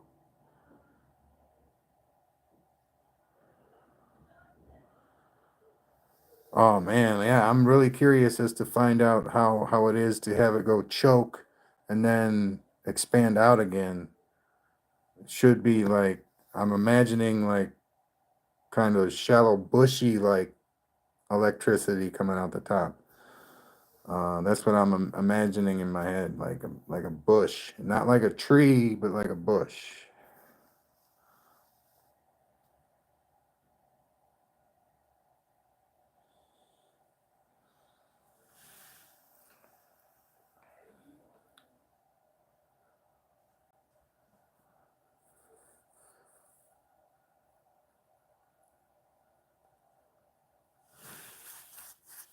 So I was thinking about getting some aluminum Utrons made. Oh, it's done. Huh. Getting some aluminum Utrons made, and have little needle, like a very fine point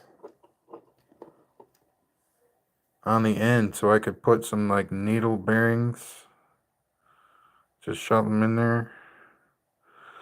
Otherwise, I got to make a taurine, a tunin or something like that.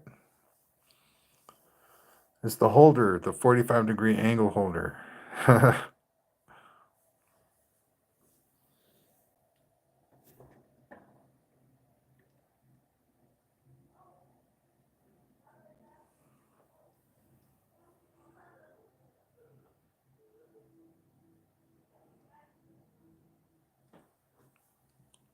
So that one, they all do all that stuff.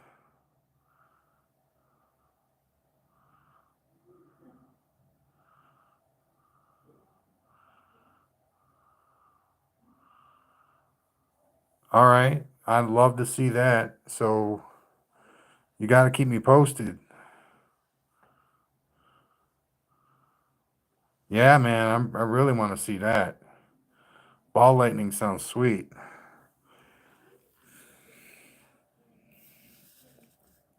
So Gerald, I was thinking about force fields, man. Talk to me about force fields, please. I really want to know about Tesla coils and their ability to make force fields.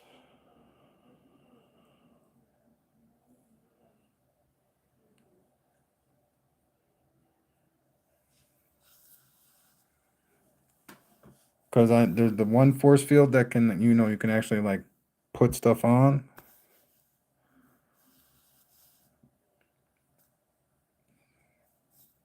But I don't know if it would work because apparently there's got to be some motion involved for them to be active in my mind right now. So like the one that would stop a bullet.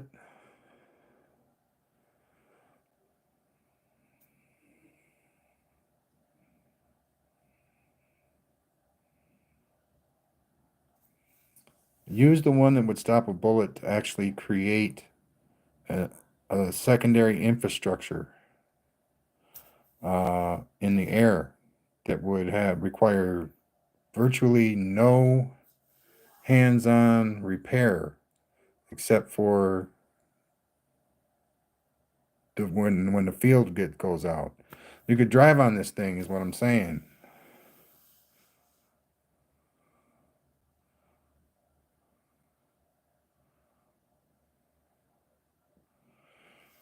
Oh, requires a lot of power. I see. So it's not really feasible right now.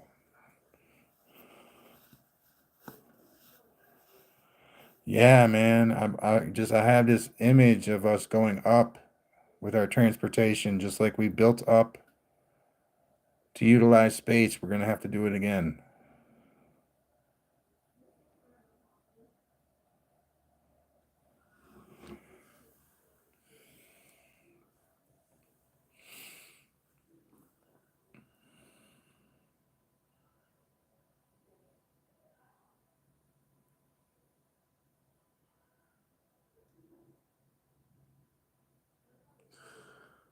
Hell yeah, man. If they make a sign up sheet for going to Mars, I'm signing that sheet.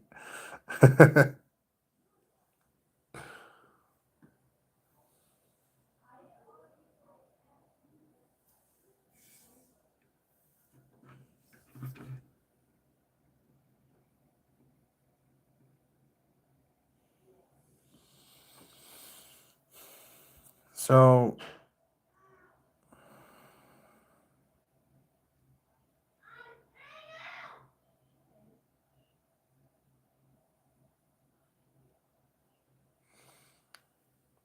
yeah, that's why I was discussing it with you, because you can put a semi on this thing and it's not gonna phase it pretty much. And check this out. I've been kind of keeping in touch with the guy from Solar Roadways, and that could be enough power to run that thing, uh, to redo all the roadways in solar panels that can also withstand the weight of a semi truck.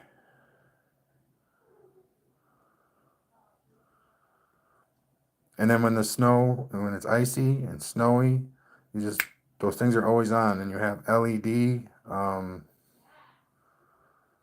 know, paint, LED paint, stop. There's blockage on the road, all that stuff. All the snow would be melted and filtered and put back into the system. Um, you could even put the Tesla coils. I am imaging this force field like emanating from a Tesla coil or some kind of coil.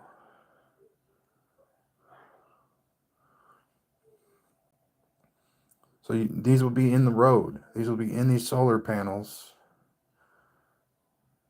Uh, Maybe that's how I envisioned it all being in one package, and then it would elevate, like it would create a road on top of the road, and you'd just be kind of floating on it.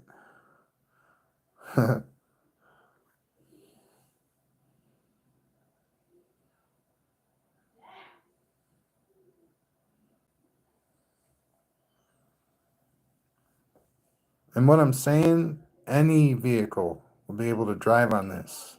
You don't need a special vehicle. You just need to retrofit your vehicle with something that would work. That's all you need to do. Even if it's paint, it doesn't matter if it works.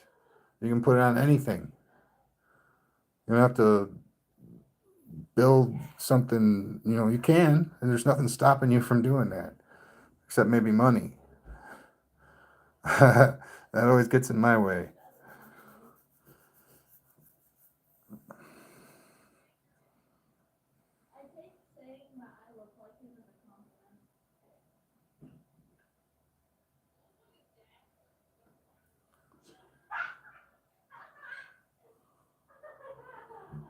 No, I wish.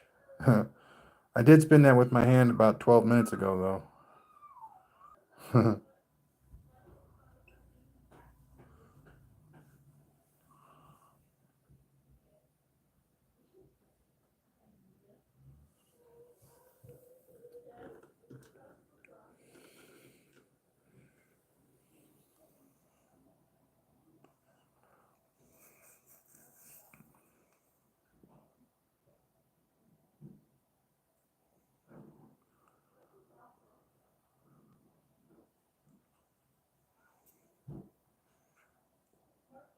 See, the way I feel that reverse time travel works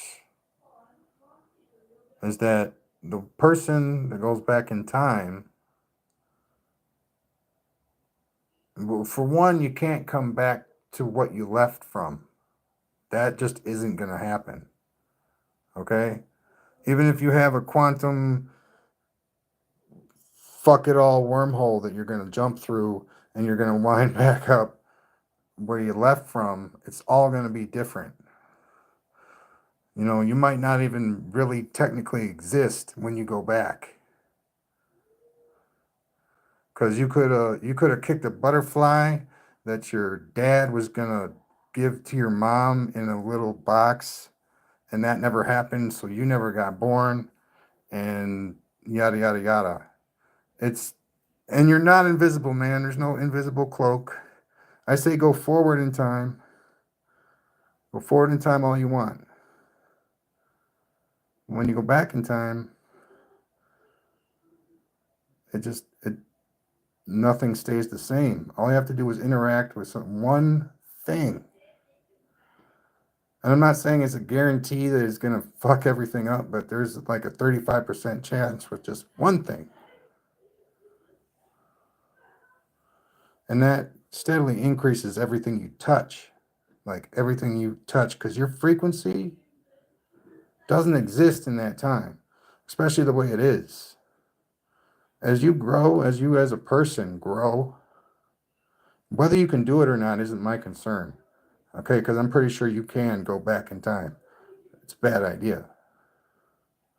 There's no reason. If you can manage to do it, I guess, without interacting with anything, and I'm talking about not even taking a dump.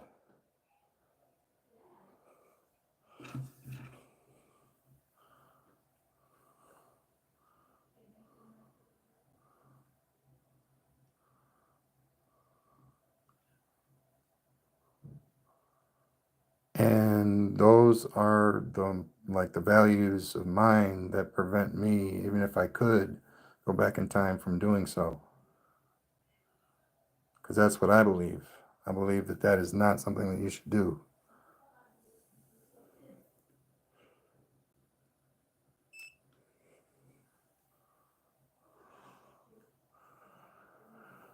Now, going forward in time, I think that's totally doable. I think people should do it for fun. You know, I think it should be great.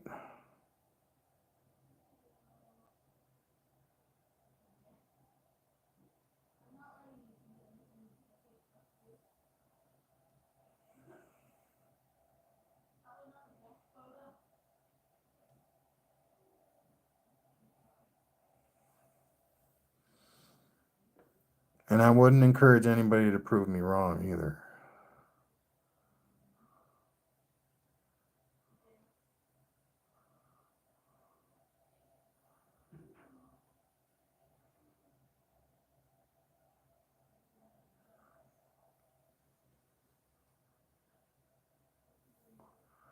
Well, are you talking about the bubble?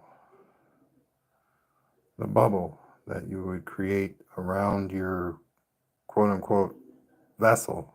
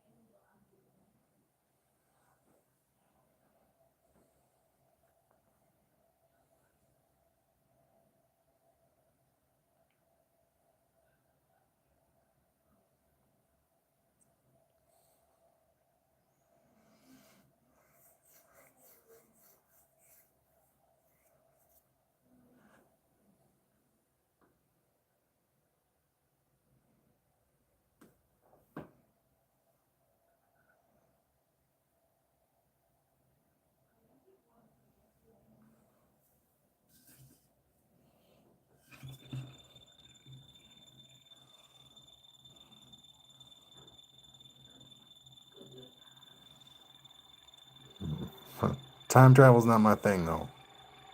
I do have some opinions, but it's like I'm more of a listener when it comes to that stuff.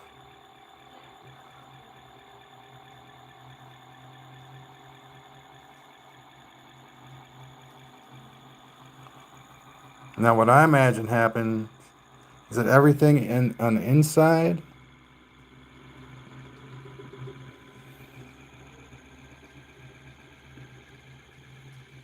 is one way, and everything on the other side is the other way. So it's like everything inside is still, and everything on the outside is moving.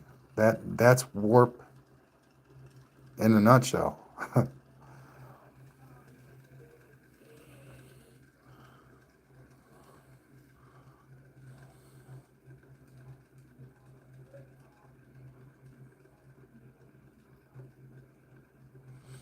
Yeah, I understand that. And if you're just going to look, if all you're doing is being an observer and you're flying in the sky and everything, and you're not really bugging everything, I could see how that would be an awesome journey. I just don't know if you can actually pull that off without interacting with anything or having something see you or just anything crazy that could cause a problem. But I'm pretty sure the people that can go forward have gone back.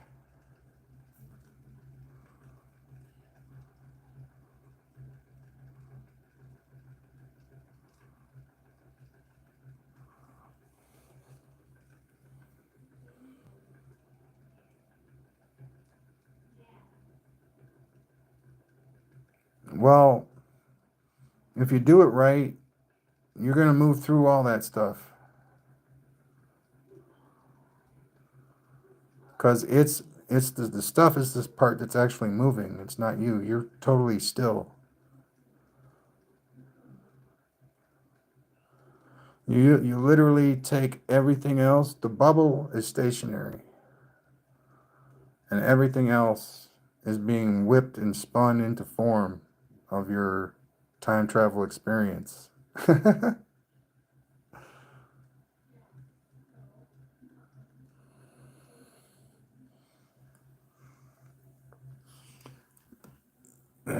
So space is what's moving.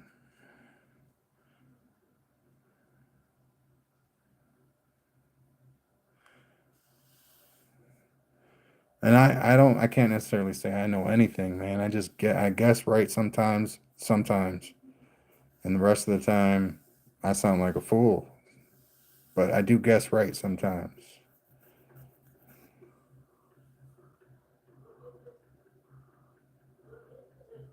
Heck yeah, man. Fishing is the stuff. I caught a 2 inch northern, or not a 2 inch, a 2 foot northern pike.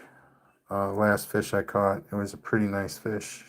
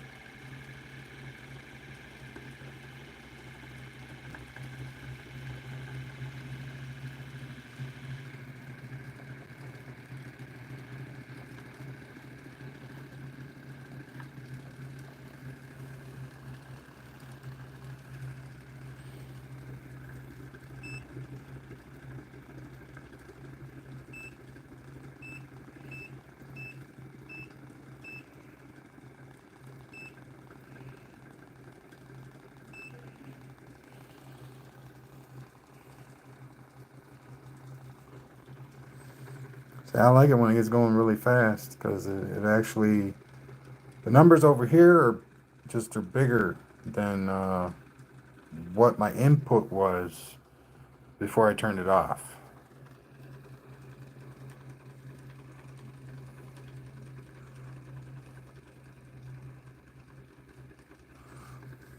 Hell yeah, man. Whitefish, I like whitefish. I like orange roughy. I like some swordfish every once in a while. Calamari is not that bad, depending on how you're feeling.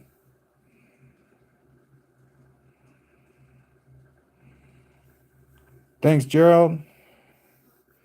Thanks for stopping in. Really appreciate you. Peace. Oh man, I'm kind of getting worn out. mm. got a broken foot, and I've been moving around for 6 months on a broken foot. It's like, you should have gone to the doctor. Yeah, well, I don't want to have a freaking huge doctor bill. So I had to get insurance before I could do that. And now I got it, and we're good.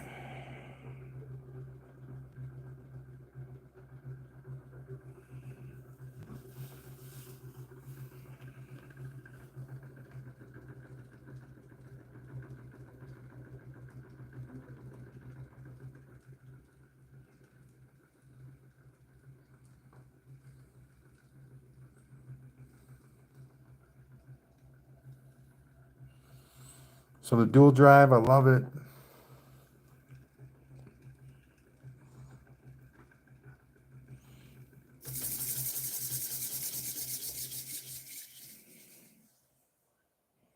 So when a magnet is lined up with this coil, there are a coil here and a coil here, and this one is not lined up. So when this one's lined up, this one is not lined up. And it's like an on-off. I call it, I guess, the 1-0-0-1 pulse motor.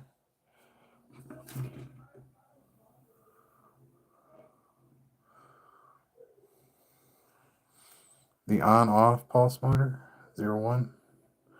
Anyway, thank you very much, ladies and gentlemen. This has been Papa Bale. Please like, subscribe, hit the notification bell if you like this content. Peace out. Have a wonderful day. I'll talk to you all later. Bye now.